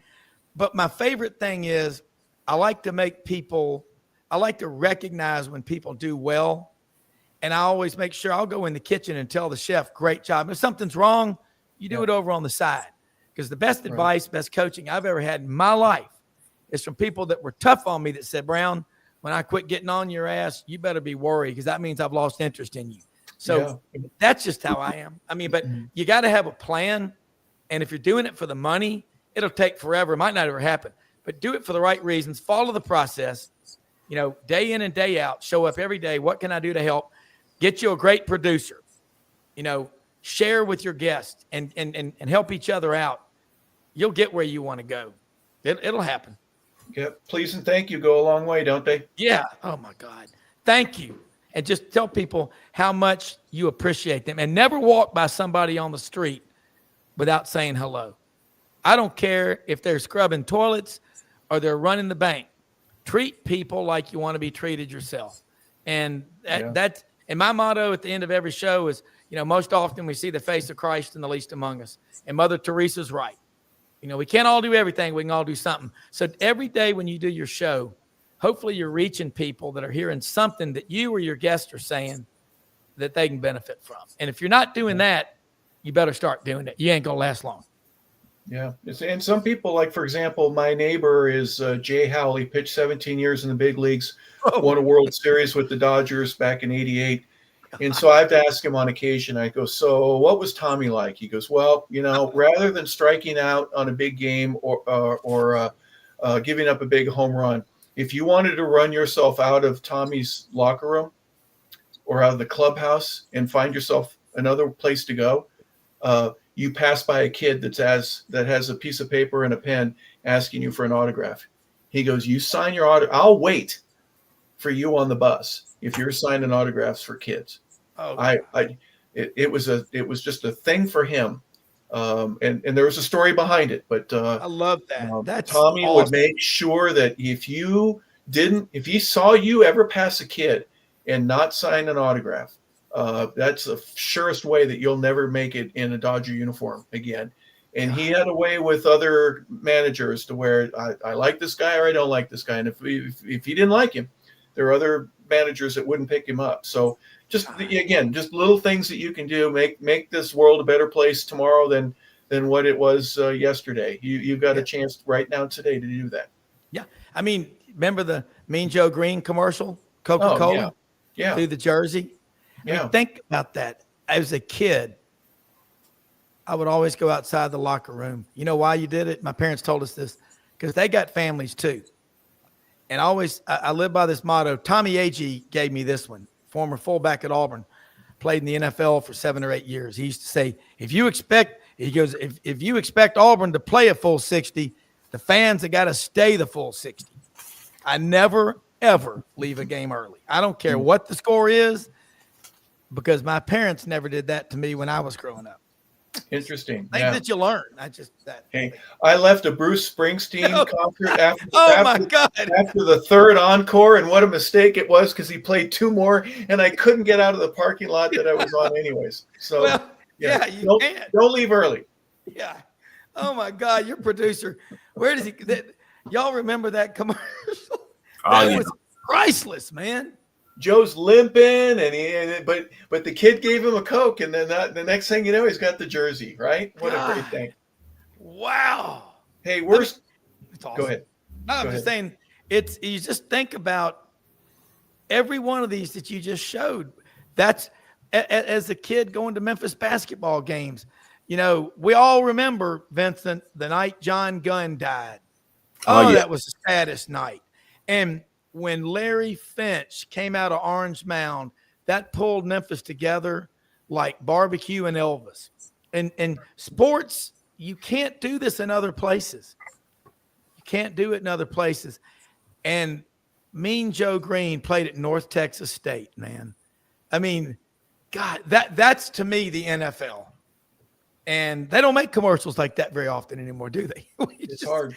We need better advertising commercials that show these are real people, man. Rob, how do you beat that commercial? How do you beat that? How does Pepsi do something better than what Coke just did there with that one? How do you top Mount Everest? You ain't doing it. But think about that. Your man played in 1988. Kirk Gibson, former quarterback and baseball star for Sparty in Michigan State, gets up there. Can you believe it?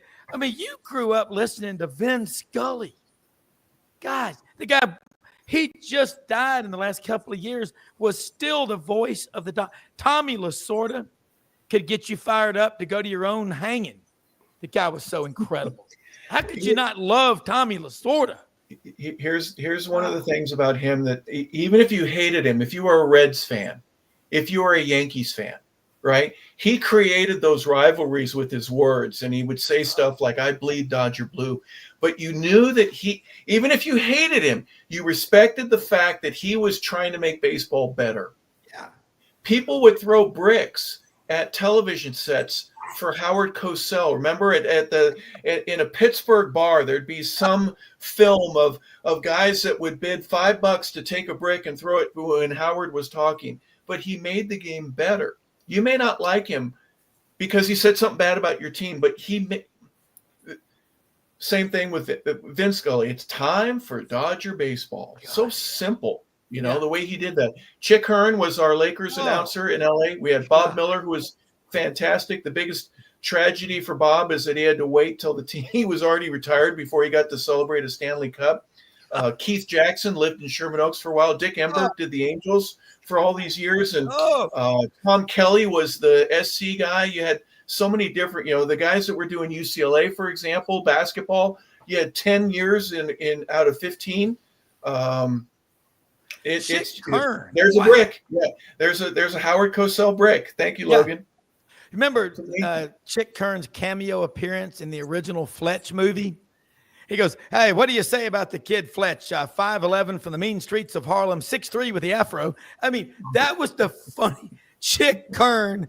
That voice was that's what we grew up here. Dick Enberg.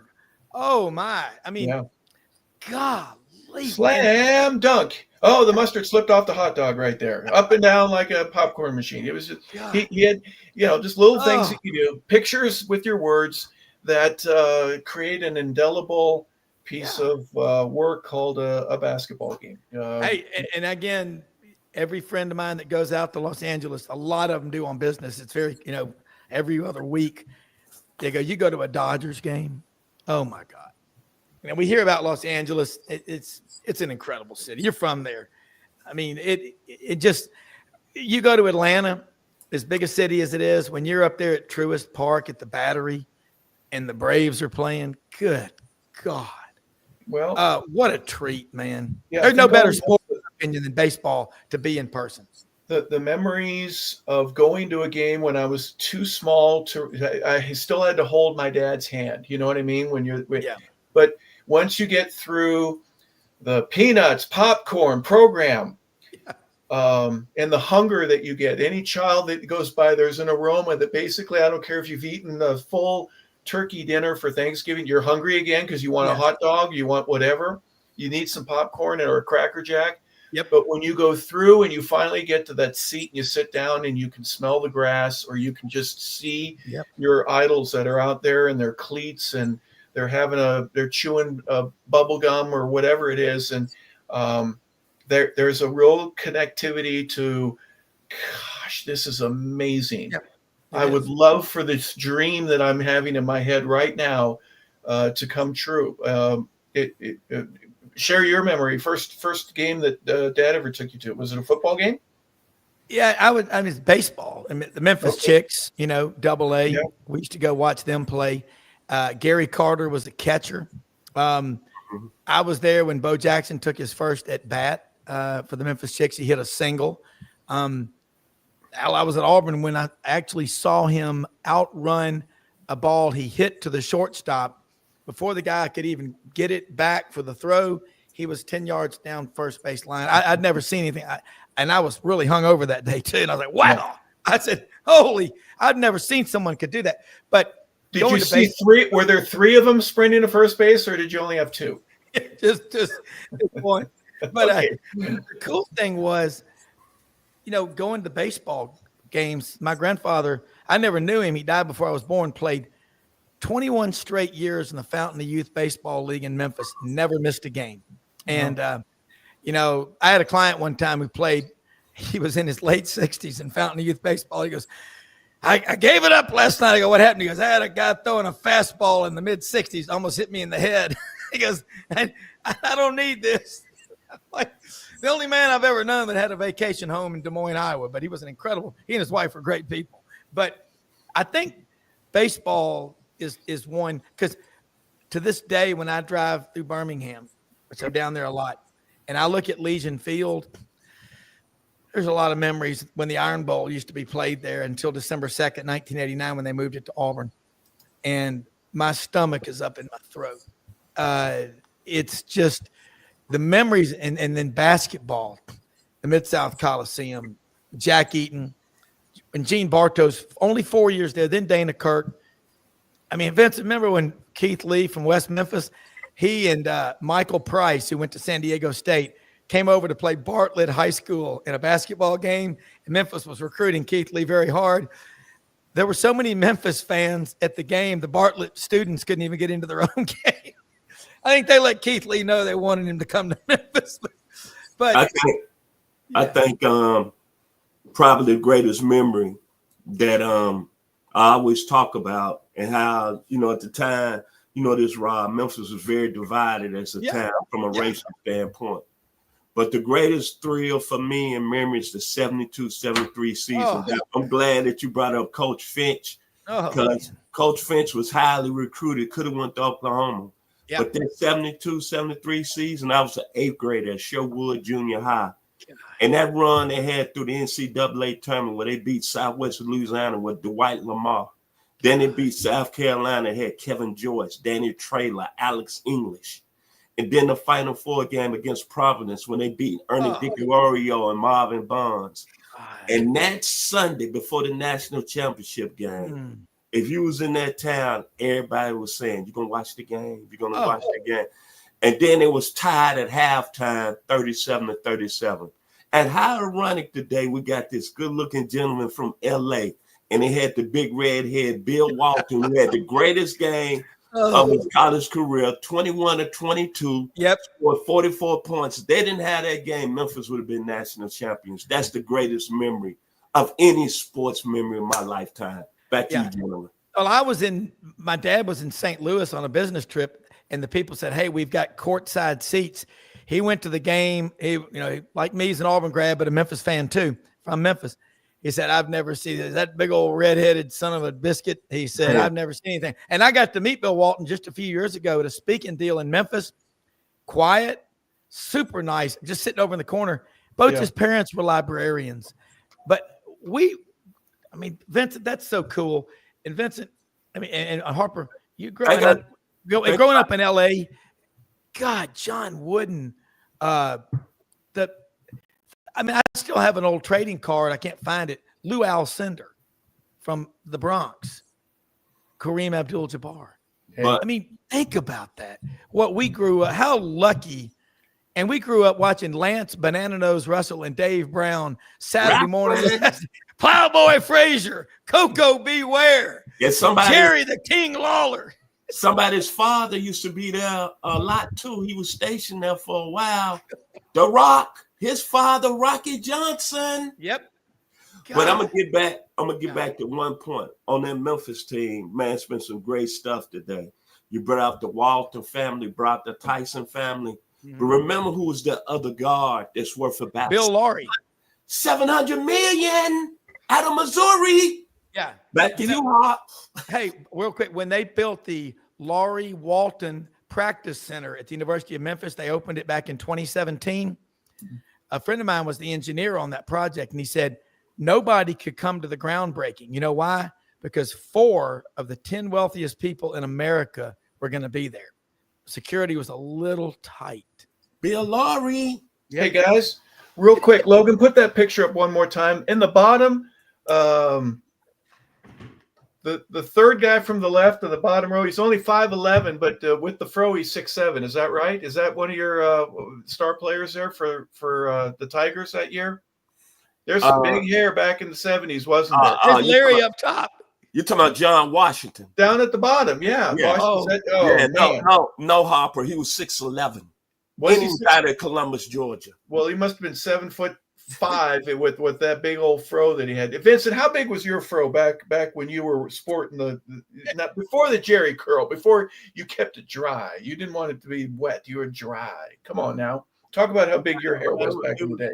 It was pretty big, but it never got out of control because I had a father, Chester Turner, that despised it. He always believed in having a neat haircut. All right. Well, Chester's a good man, but yeah, that the style back then and guys in college back in the probably the late 60s would first start. You know, you had some guys that had the black horn rim glasses and the crew cuts and and then you had the other guy that said, I'm never going to cut my hair again. I'm not even going to wash it. You know, man, we had in LA, you had Mr. Spicoli with Mr. Hand, Fast Times at Ridgemont High. You're never going to live that one down. Sean Penn. The way I see it, Mr. Hand, if you're here and I'm here, doesn't that make it our time? What a great Oh my God. And you cannot look. That's why I always tell people, in the South, we love the SEC in the South. You've got to have football needed around the country, sports around the country. I want to see the Pac-12 go back to being the Pac-12. Yeah. They just, you know who the winningest coach in Pac-12 basketball history is? It's not who you think it is. It's a guy that I used to watch their games all the time because they were on ESPN. Ralph Miller, Oregon State Beavers. Guy won about 800 or 900 games, I think. John Wooden won all those titles. But you know what? How many years it took him to win his first national championship at UCLA? A dozen? 12 or 14 years. Yeah. It took Coach K his 5th Final Four, and he went to 13 of them in 42 years. So don't give up on Bruce Pearl and the Auburn Tigers yet. Long way to go with Bruce, man. Yeah. Yes, well, sir. Hey, we've spent over an hour on this, an hour and a half. We haven't talked about. It's supposed to be a draft show. So do me a favor. I'll come on anytime. I'm sorry. I apologize. That's okay. No, I've enjoyed it. But if someone says, well, when are they going to eventually we wait till an hour and 45 minutes when you get into here, and then we're going to talk about it. And I'm going to touch on this. We're not going to dig real deep. Travis Hunter's listed as the number 1 guy. Do you think he'll go to Tennessee, or or are they going to move a different direction? Are they going to go with Cam? You're in Memphis ties in terms of the state of Tennessee and their professional football program. Number 1 pick overall. What would you do? Travis Hunter, no question. I mean, he's a guy that can go for 1,200 yards receiving, defensive back. He was the number 1 player out of high school because my man Marcus Woodson, who was at Memphis, then Auburn, then Florida State, had him committed to Florida State.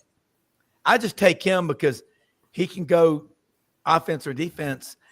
I'm not saying Cam Ward's not good. Cam threw for 6,000 yards at Incarnate Word in San Antonio. Yeah. And I think he's really good. And he only threw for 4,000 as a Hurricane. Yeah, what a shame. Really not predict. But I would go with Travis. I think Travis Hunter is one of the greatest college football players. You got to go way back to find someone that talented. And from all accounts, a stand-up guy. Rob, good for the locker room. Rob, do you have to consider if you take him into with your number one, no matter who gets him? I'm thinking he's going to go in the top 3 to 5. He may not, but if that's the case, I'm wording this question on purpose, but this is kind of, does the tail wag the dog? Does he tell the organization that he gets drafted by, yes, I'm going to play 2 positions, or I'm only going to play on defense, or I'm only going to play wide receiver? Or do you work that out to where that's not ever going to be an issue? Because he wants to go both ways, but a club may go, no, I don't want you to get hurt. You can't play 140 snaps in an NFL game. I think that's why you draft him, because you know he can play both ways.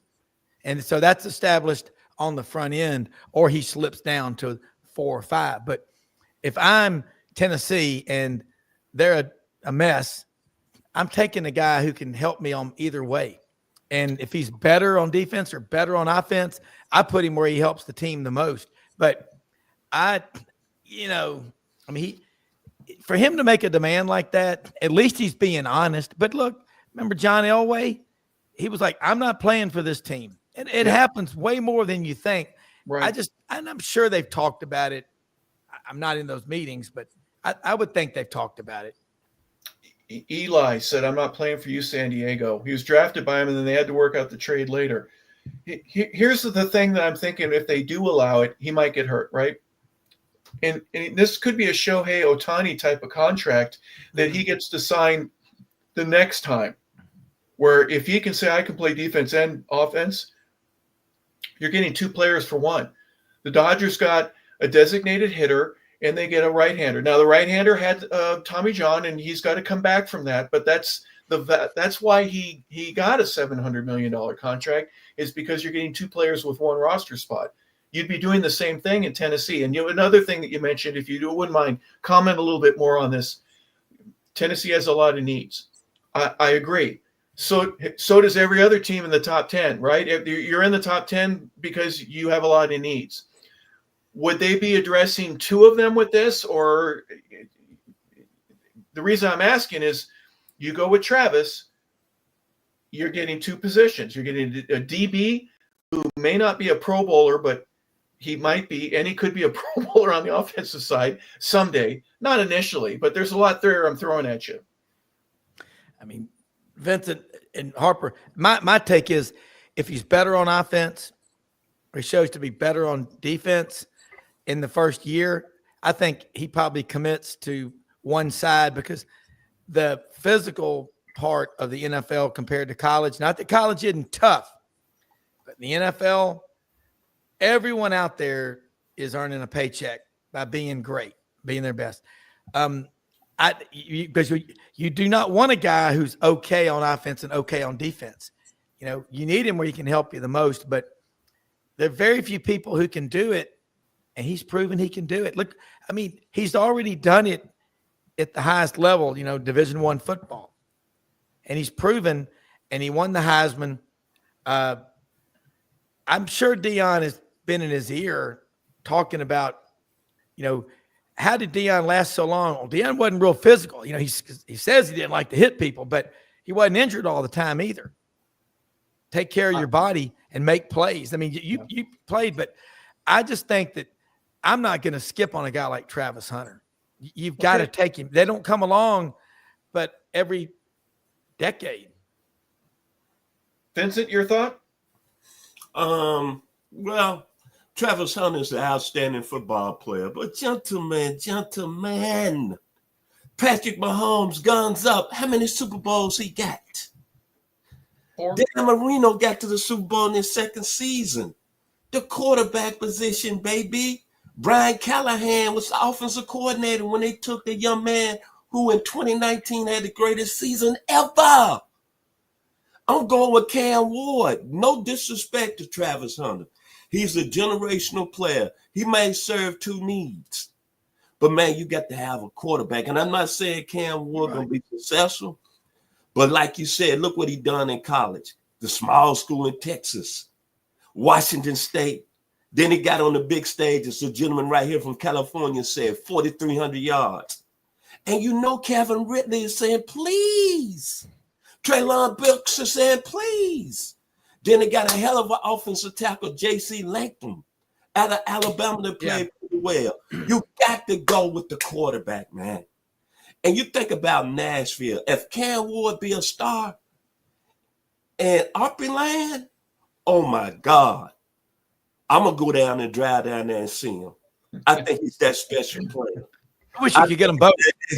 And I think he's a guy that could take Tennessee over the top. And remember this, Coach Callahan went with Will Levis. Will Levis got him in trouble. Yep. You might not have a job. You got to go with the franchise quarterback. Cam Ward is my pick all the way. No way, Jose. All right. Well, who does Cleveland take then? You're on the clock. If Cam Ward is gone and everybody else is left over, number 2 pick goes to Cleveland. You start with you, Vincent. Quarterback situation. Okay, they signed Kenny Pickett. Yeah. They still got Deshaun Watson. Now, we here in Atlanta, that's a good chance. If he healthy, Kirk Cousins could end up in Cleveland.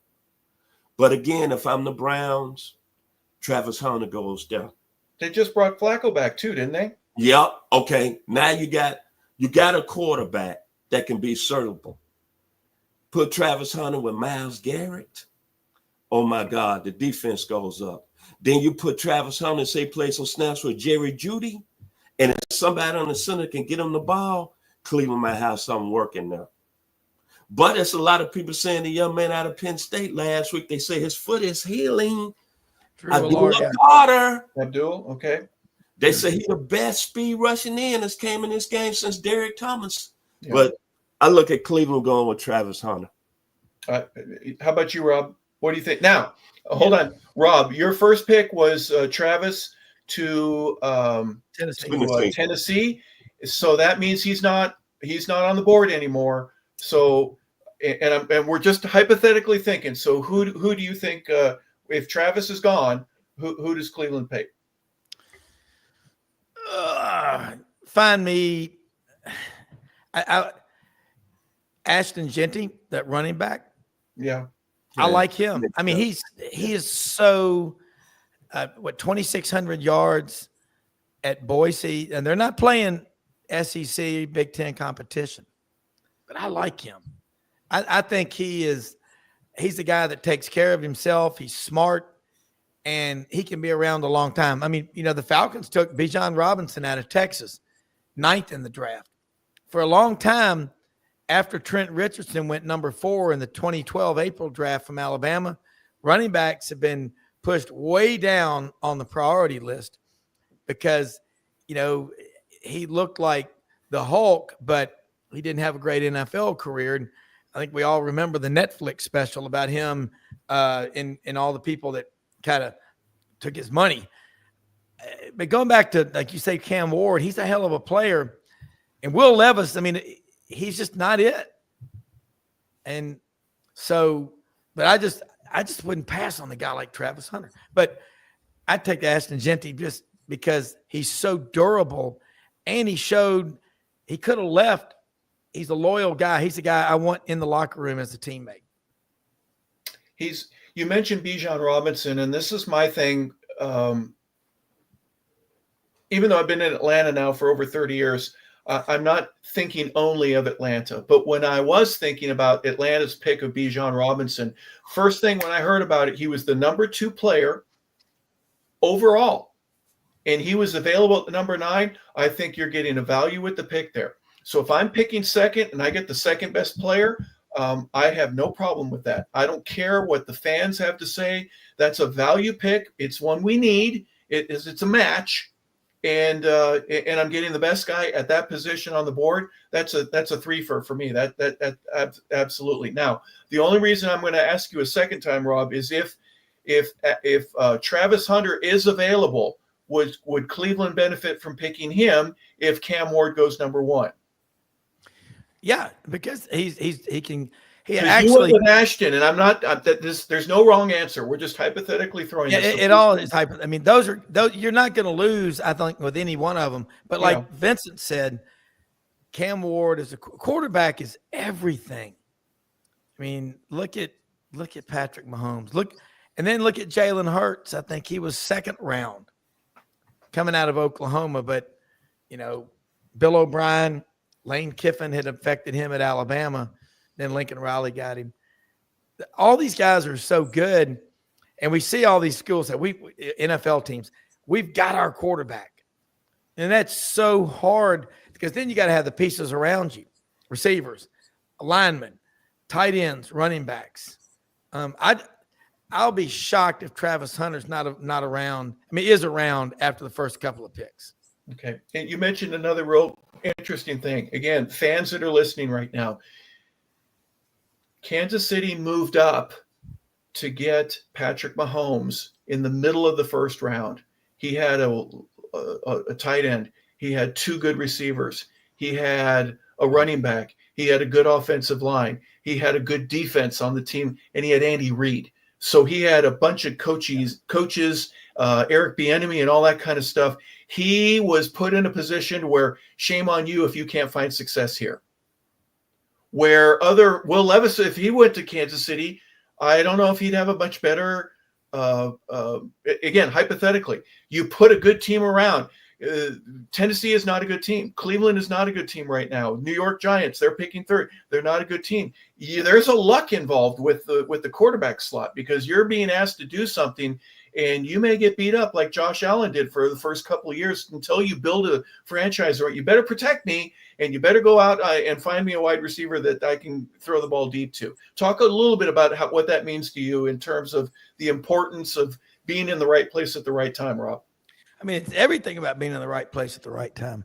And then you got to have a vision to see through your picks. I mean, but if you make the wrong pick at quarterback, everything else starts falling apart around you. Yeah. So, player personnel director. Now, I like talking with Jim Nagy, who just left the Reese's Pieces Senior Bowl in Mobile. He's the new general manager for Oklahoma. And, Jim spent 18 years in the NFL, has a Super Bowl ring from the Packers, 2 from the Patriots, and 1 with the Seahawks and Pete Carroll. That's a guy that would be a phenomenal guest to ask about this. But, here's what's scary. Who are the offensive linemen out there that everybody knows about? The problem is, we have all these dual threat quarterbacks nowadays because we don't have the offensive lines that allow for a Peyton Manning and a pocket passer. You do have to have the ability to run. Lamar Jackson, who can also throw the ball. So there's not a lot of this draft. I mean, how would y'all compare this draft with other years? It's not a great draft. I mean, how many difference makers are y'all seeing in this draft? Yeah, we had Ken Herrock on. Ken was a personnel director and general manager for decades. Raiders, Tampa Bay when they first started, Atlanta, and now he's an advisor to some of the younger students. And Ken, what do you think? Logan actually asked him, who'd you take in the draft? And he goes, I don't see a whole lot of top tier talent. There's probably 2 guys in the draft right now, Shedeur and Cam Ward at the quarterback spot that will end up being starters.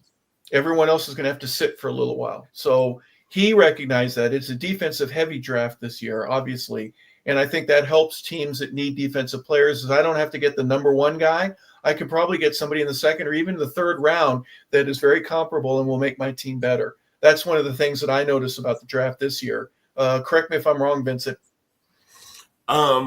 Every year you come into the draft and people always have their opinions. It's not a great draft. But me personally, I'm a guy that's just a fan. have a podcast. I like the draft because I think you got some defensive playmakers in the draft.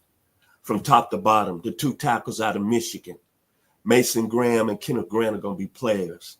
The DN from Georgia, who we saw play this year. And right, Logan, Jalen Walker. All you got to do is go back and put the Texas film on. He worked Mr. Kevin Banks.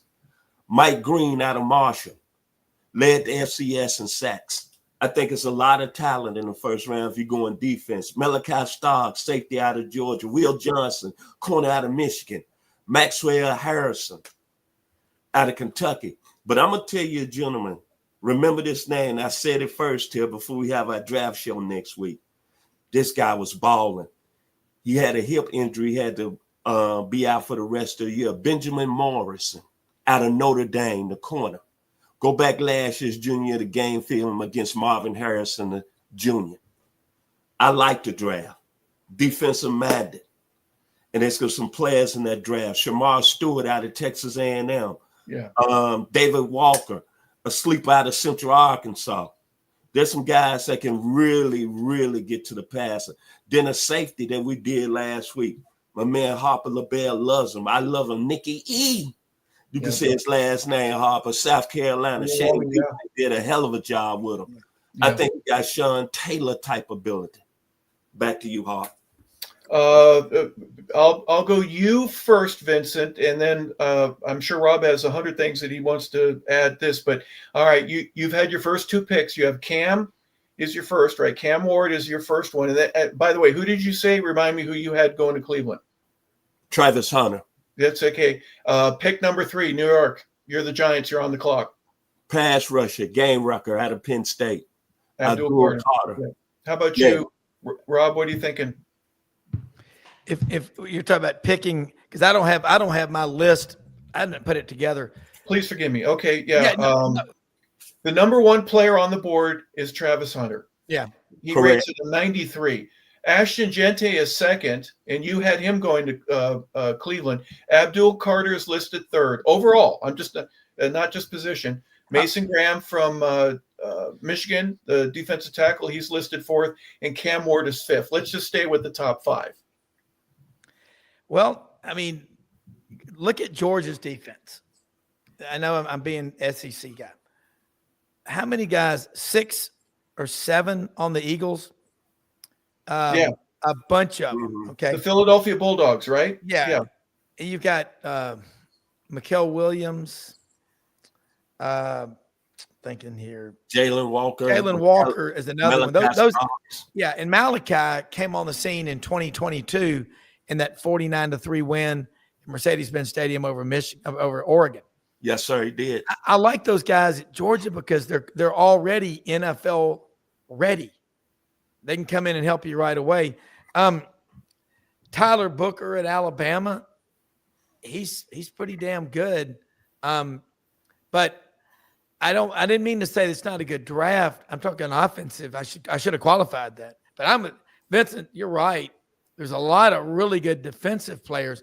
And I think it's easier to come in as a defensive player and have an impact than it is offense. Especially, a quarterback, every time you talk to an NFL quarterback, they'll say, man, when I was a rookie, after practice and meetings, you go home, take a shower, eat dinner. You can't go to bed. You've got a fax machine or your printer with 50 pages of plays you've got to study and memorize. So you better get guys. A guy that's as versatile as Travis Hunter, Vincent made a really good argument that could convince me to give up that pick. Because Cam Ward he's another Washington State guy, just like the new quarterback at Oklahoma. He is a transfer from Washington State. You think about all these quarterbacks who've come from Washington State and made it in the NFL. I don't know. It's hard for me to – I don't know. Travis Hunter is such a good athlete, and he can make an impact on both sides. But, man, you don't have a quarterback at Tennessee. You just don't. Yep. If you did, you wouldn't only win 3 games or whatever. The Titans they're terrible. 3-14, I think, last year. Yeah, and how are they going to get better? What I said this about Atlanta last season, so the 2024 draft. And it's not like my opinion means anything, but I'm just making the comment. Does. You, Trust me. you don't have enough fingers to plug the holes in the dam to keep all the water leaking. There were so many problems that needed to be addressed. But what I believe is that Arthur Blank said, we have a problem at quarterback. We're fixing that. We're not going to go into our last game and have a New Orleans Saint team fake taking a knee and score a touchdown when you're already up by 2 touchdowns, and not have us being able to respond. Fix that problem right now. So they went out and got Kirk Cousins in free agency, and they drafted a guy that they probably could have gotten in the second round because the need for quarterback wasn't as, but they got him, and they're going to live with that decision. They do not have a quarterback problem. They have a cap problem because they paid one guy too much. They don't have a quarterback problem, if you ask me. That's my opinion. Now they're going to fix the other things. Tennessee has a lot. They have more holes than fingers. Agreed? They're horrible.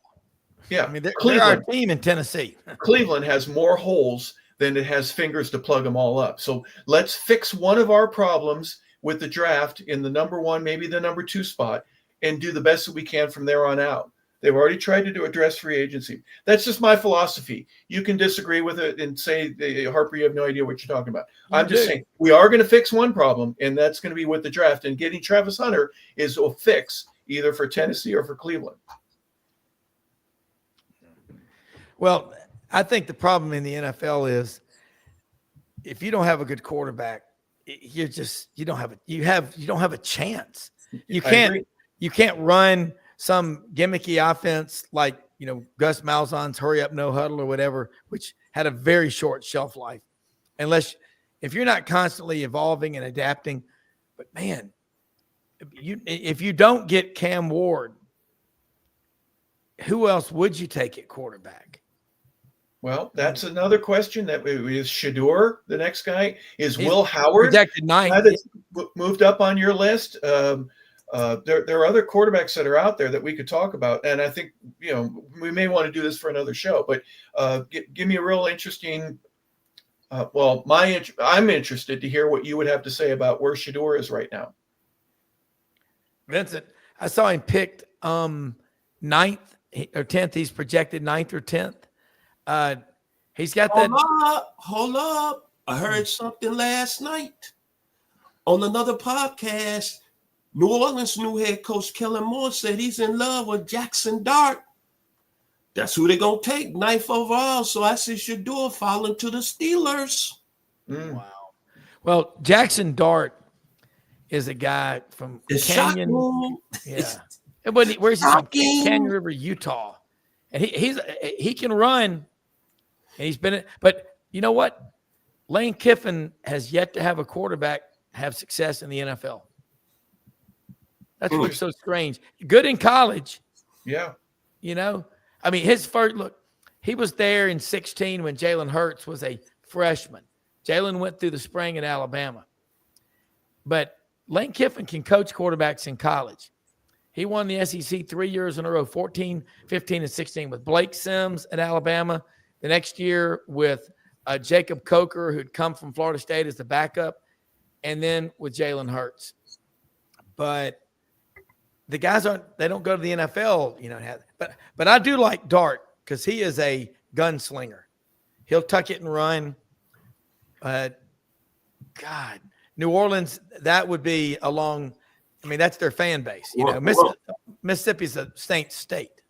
One thing for sure, they're going to take a quarterback because it don't look like Derek Carr is not coming back through their door anytime soon. He's been in the league 20 years, hasn't he? Yeah. Yeah. God. Shoulder injury. And obviously they don't believe. This is for you. Somebody I know you watching this show today. And you like Spencer Rattler. He's not going to be the quarterback in New Orleans. I'm throwing a shot at you. Remember, you said Spencer Rattler was the best quarterback in the draft last year. What do you have to say now? Crickets. Back to you, Hawk and Mr. Rob. Well, I'm thinking, I don't know if it's humble pie, but there might be something with Shedeur going from, I'm going to be the number 1 pick to where I may go to Pittsburgh in slot, 22, 23, wherever they 21. pick? 21. Goodness gracious. I'm not rooting against him. Don't get me wrong. I'm a Colorado State guy, so I love the Rams. And when it comes to Rams and Buffs, I go Rams. But in terms of the kid himself, and there's nothing wrong with going number 21 to Pittsburgh. If that's where it ends up for him, it's a little bit lower on the totem pole that he wants. But if Jackson Dart's my guy at number 9, then I'm going with Jackson Dart. Right? That's not our decision, is it, guys? That's what I heard. I heard Kellen Moore's in love with him. Kellen Moore, Boise State quarterback. Yeah. Yep. And played in 2007 when they had that crazy play to beat Oklahoma.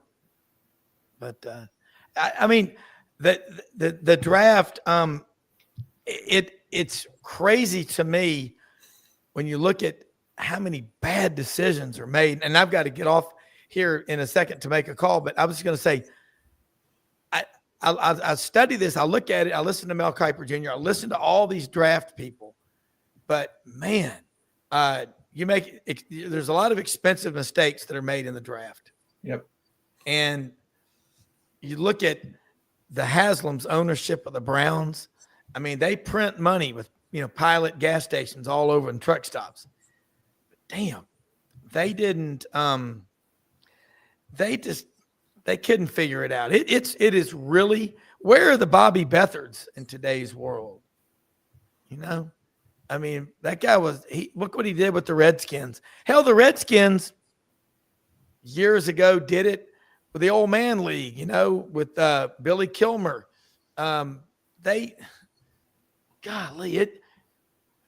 The Falcons. I mean, their nickname, Rob, was the Over the Hill Gang, right? That's right. All their guys were 29 or older, right? Think about how old that was. But they got guys that had shown, like, what do the Patriots do?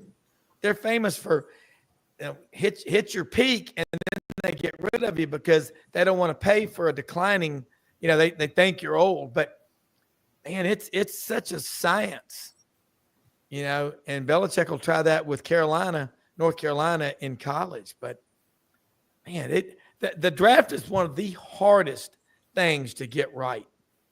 Vincent, you're so right about Cam Ward because Will Levis, Penn State transfer to Kentucky. He's not a great NFL quarterback. If a dog will bite, he'll do it when he's a puppy. The reason I say that because Brian Callahan is the new head coach over there. And remember this, he didn't draft Will Levis. But I give him credit. He gave Will Levis his chance. And go back to the first game of the year when Will Levis threw that horrible interception against Chicago. I knew then Will Levis was not going to be the guy in Tennessee. I'm just being honest. And you got to look at Coach Callahan. If I'm going to go out and get fired or I'm going to go out and not be successful, I'm going to go out with my own guy. And luckily, that's the way I see it. Callahan, they went down to the University of Miami 2 weeks ago. He liked what he saw in Cam Ward. Boom. That's the pick. And remember this with Coach Callahan. His dad was one of the hell of an offensive line coaches in the game. Was the Raiders Super Bowl coach in Bill Callahan. Yeah. Then he coached in Nebraska. Nebraska, right. Yeah. So at the end of the day, it's like if I'm going to go out like a chump, I got to go out with my own man under center. And whether we like it or not, the quarterback position is the hardest position in the league. You're going to win at a high level if you have one. If you don't, you're not going to win. And don't get me wrong. It's no question about it. Travis Hunter is the best player in the draft. But it's going to be hard for Travis Hunter to play both ways on the side of the ball. And you got NFL guys playing for that money. I know. It is. And he got to get bigger. He 175? Man, he's not that big. He got to get up to 200 because you playing receiver. If you don't think Jalen Ramsey is looking at you, Trent McDuffie is looking at you, then you're going to play on the defensive side of the ball. You're going up against Mike Evans, Jamar Chase, T. Higgins, even Drake London here in Atlanta. Man, you got to be put together. That's what we call wear and tear on your body here on 100 yards of football. And the gentleman right here played tight end. And he played in the 80s where they were knocking you out cold so he can tell you how physical it's going to be. Back to Mr. Rob. You're right. Rob, you had a thought? Go ahead. No, you're right. What he just said, 175 pounds versus 200. God, that's 175 pounds. You won't make. I know. I mean, he's muscular. He's fast. He's all that. Like Deion did not like contact that much, but how many Deion Sanders have we seen? You know, he saved himself. He had a long career in the NFL, but Travis Hunter in the NFL, he goes across the middle, gets hit by some of these linebackers, these, defensive ends. Nakobe Dean at Philadelphia. Think about if you'd have been playing when Takeo Spikes was playing, have that guy hit you coming across the middle and you don't even see him coming. Ed Reed, just God, Brian Dawkins going over the middle. Oh, yeah. And again, I don't know how many of us have ever been hit by a car, but I remember playing neighborhood football, running a pass route, not looking, and running into a parked car at the end of the street. That's what it's like being hit by those guys. And you're not going to last long doing that. This is getting, man, the draft, I've been watching stuff with Peter Schrager, on NFL Network, and they can't get it. Nobody can get it exactly right. Nobody ever does. But you remember how the Cowboys built their organization. Gil Brandt, somebody said, look, we've got this computer. Does anybody want to use it? I don't know what you can use it for. He took it and they built that algorithm or whatever you called it back then. The Cowboys had the computer. That's how they built that organization. Now everybody knows where everybody is. There are no hidden gems. And you got to have really, it's like picking stocks. Everybody knows what to buy. They just don't know when to sell it. But I like this though. And the most important thing I like out of this draft, and I'm going to leave it at this. God has blessed me tremendously here at 100 Yards Football. He's got this gentleman, Mr. Harper LaBelle, that played tight end. Don't you know it might be 4 tight ends to go in the first round? They are pretty good. Tyler Warren, Colston Loveland, Mason Taylor, and Gunnar Hill. And all those guys can play big moving guys. So if you're looking for a tight end in this draft, Tyler Warren is a player. Back to you, Hawk. Yeah, we'll wrap up because we could go about 4 or 5 more hours with Rob, and you got a life to lead, right? But Rob, give me your final thoughts. It's at least we got another week to go before the draft, but and anybody could trade up or down or anything like that. Do you foresee anything that's unusual, or are we just going to see just a normal draft? There might be a trade or two. Anything in particular? I like what y'all said about Josh Allen coming out of Wyoming. Took his beatings when he first got in the NFL, but he's also a big guy. What is Josh Allen? 6'6", something like 6'5", that. I think. Okay. Yeah, about 242, 235, give or take. I'd be looking at a quarterback like that, and I'd look at a guy too. Will Howard, Ohio State. Yeah, and he's already come out and said, I'm going to make it my mission for teams that don't draft me to regret that every day of their lives. And he came from what? Kansas State to Ohio State. Yep. Pretty damn good play. To come into that program and be able to lead them to a national championship, that's amazing. But I think you mentioned 4 tight ends. And every college, every year, we're going to really emphasize the tight end. Why not? Why not do it? And if you can get you a great one, how many Rob Gronkowskis are there out there? That guy had 9,000 yards receiving in the NFL, coming out of Arizona? Yeah. So you know what? I think the surprise is what Vincent just said, because y'all forgotten more about the draft than I know. But if you have 4 tight ends picked in the first round, that will be the lead story. And I think that is a shot over the bow for future drafts in the NFL, and it'll trickle down to college. So I think I just learned a lot hearing. I like Travis Hunter, always have, but if you take Cam Ward, you ain't going to lose. I think that's the case of, how do you want your $1 million in 50s or 100s? Yeah. Still $1 million. Well, the quarterback position, as Vincent has said, obviously has a dramatic influence on how the rest of your team. If you got a great quarterback and you've got a good offensive line to protect him, just get ready to get your playoff checks, right? Yeah. You got a chance. And if you don't, it's going to be a long season. You'll have a moving van at the last game of the year, and you'll be heading back home as soon as the season's over. But a lot of different things. Vincent, give me your final thoughts here. We've got more draft coverage, obviously, but what a pleasure to have Rob Browne on with us, right? Fun. Thank you. Dreaming. I'm dreaming. I'm going to tell the audience out there. A lot of people get upset because I bring the 901 up. But you heard the gentleman here tell you how great a place it was growing up in the 60s and the 70s. And we got some sports history down in the South, too. We was very blessed today to have Mr. Rob Browne from the same area I'm from. And all I can say is thank you. Christian Brothers High School, the legendary Tom Nix, Ronnie Skinner, Chris Cotton. Thank you, man. Yeah, and Paul Hofer, I was thinking about him. He played for the 49ers. And Coach Nix passed away a couple of years ago.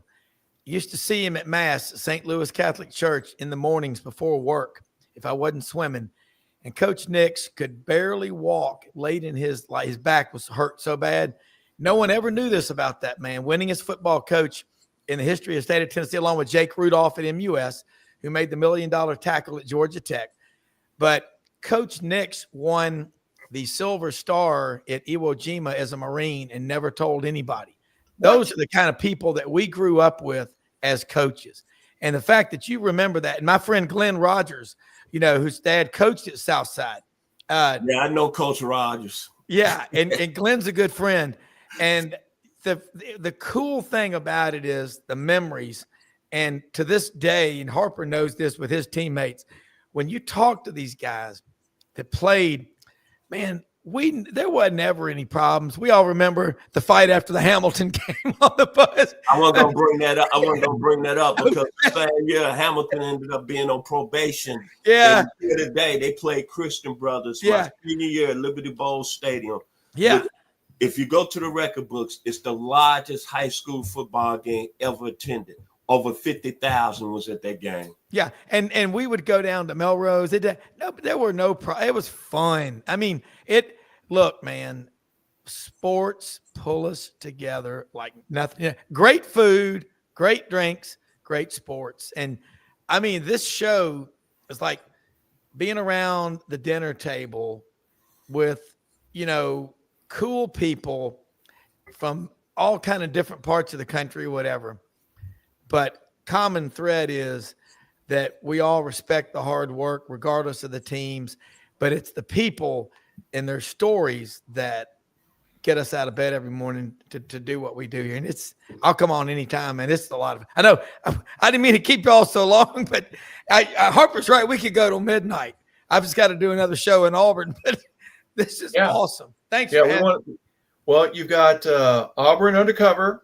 Yeah. There's the SEC Sidelines Sports Network that you're a part of for obvious reasons. That's going to be kicking in very quickly, isn't it, Rob? You're going to have a lot more shows, more content, talking a little bit more about what Vandy and what Kentucky and South Carolina, what both your Mississippi schools are going to be doing, and then your Sidelines podcast. Where else can we see you? Well, we do the SEC Sidelines Sports Network channels on YouTube, and then at Rob Browne _ on X, Twitter. I call it Twix, like the candy bar. But we've got the best Fridays in football with Urban Meyer that Buddy Martin and Brendan do in the fall. Steve Spurrier's on there with them a lot. Buddy Martin show at night, which is GatorbaitMedia.com. We do Auburn Undercover. Scarbo knows Kevin Skarbinski, great sports writer, Hall of Fame basketball writer, the only one ever from the state of Alabama in Birmingham. We do our show Monday through Friday, 9 a.m. Eastern, and we talk to coaches, players, writers, guests. It's an all-guest format, and we go a full 60, 67, 75 minutes Monday through Friday, and we do pop-up shows when breaking news is overused today, but we do some pop-up shows when 30 minutes, 45 minutes when big things happen. And, one thing, man, that's so fun. There's so much stuff happening. It was Nico last Friday. Yep. It'll be somebody else in a week or two, but we'll be covering it. Yeah, well, there's so many different ways that you can get a hold of Rob and his shows and be a part of that. We certainly invite you to do that as well. And we thank you for being a part of our show, 100 Yards of Football. And I have to admit, folks, we have to apologize. It was supposed to be the 2025 draft special. We ended up talking about Memphis sports and being in the Deep South more than we did the draft, but we did cover a little bit of it. But we all want to thank Rob Browne again. And I also want to say thank you to our host and to our co-founder, the founder of 100 Yards of Football. That's Vincent Turner. And Logan, you did a fantastic job. Logan Landers is our producer and engineer for staying on the ball. So for everybody that's a part of 100 Yards of Football, we hope you have a fantastic rest of your day, everybody. Please enjoy it. And thank you for being part of the 2025 Draft Special. Thank you.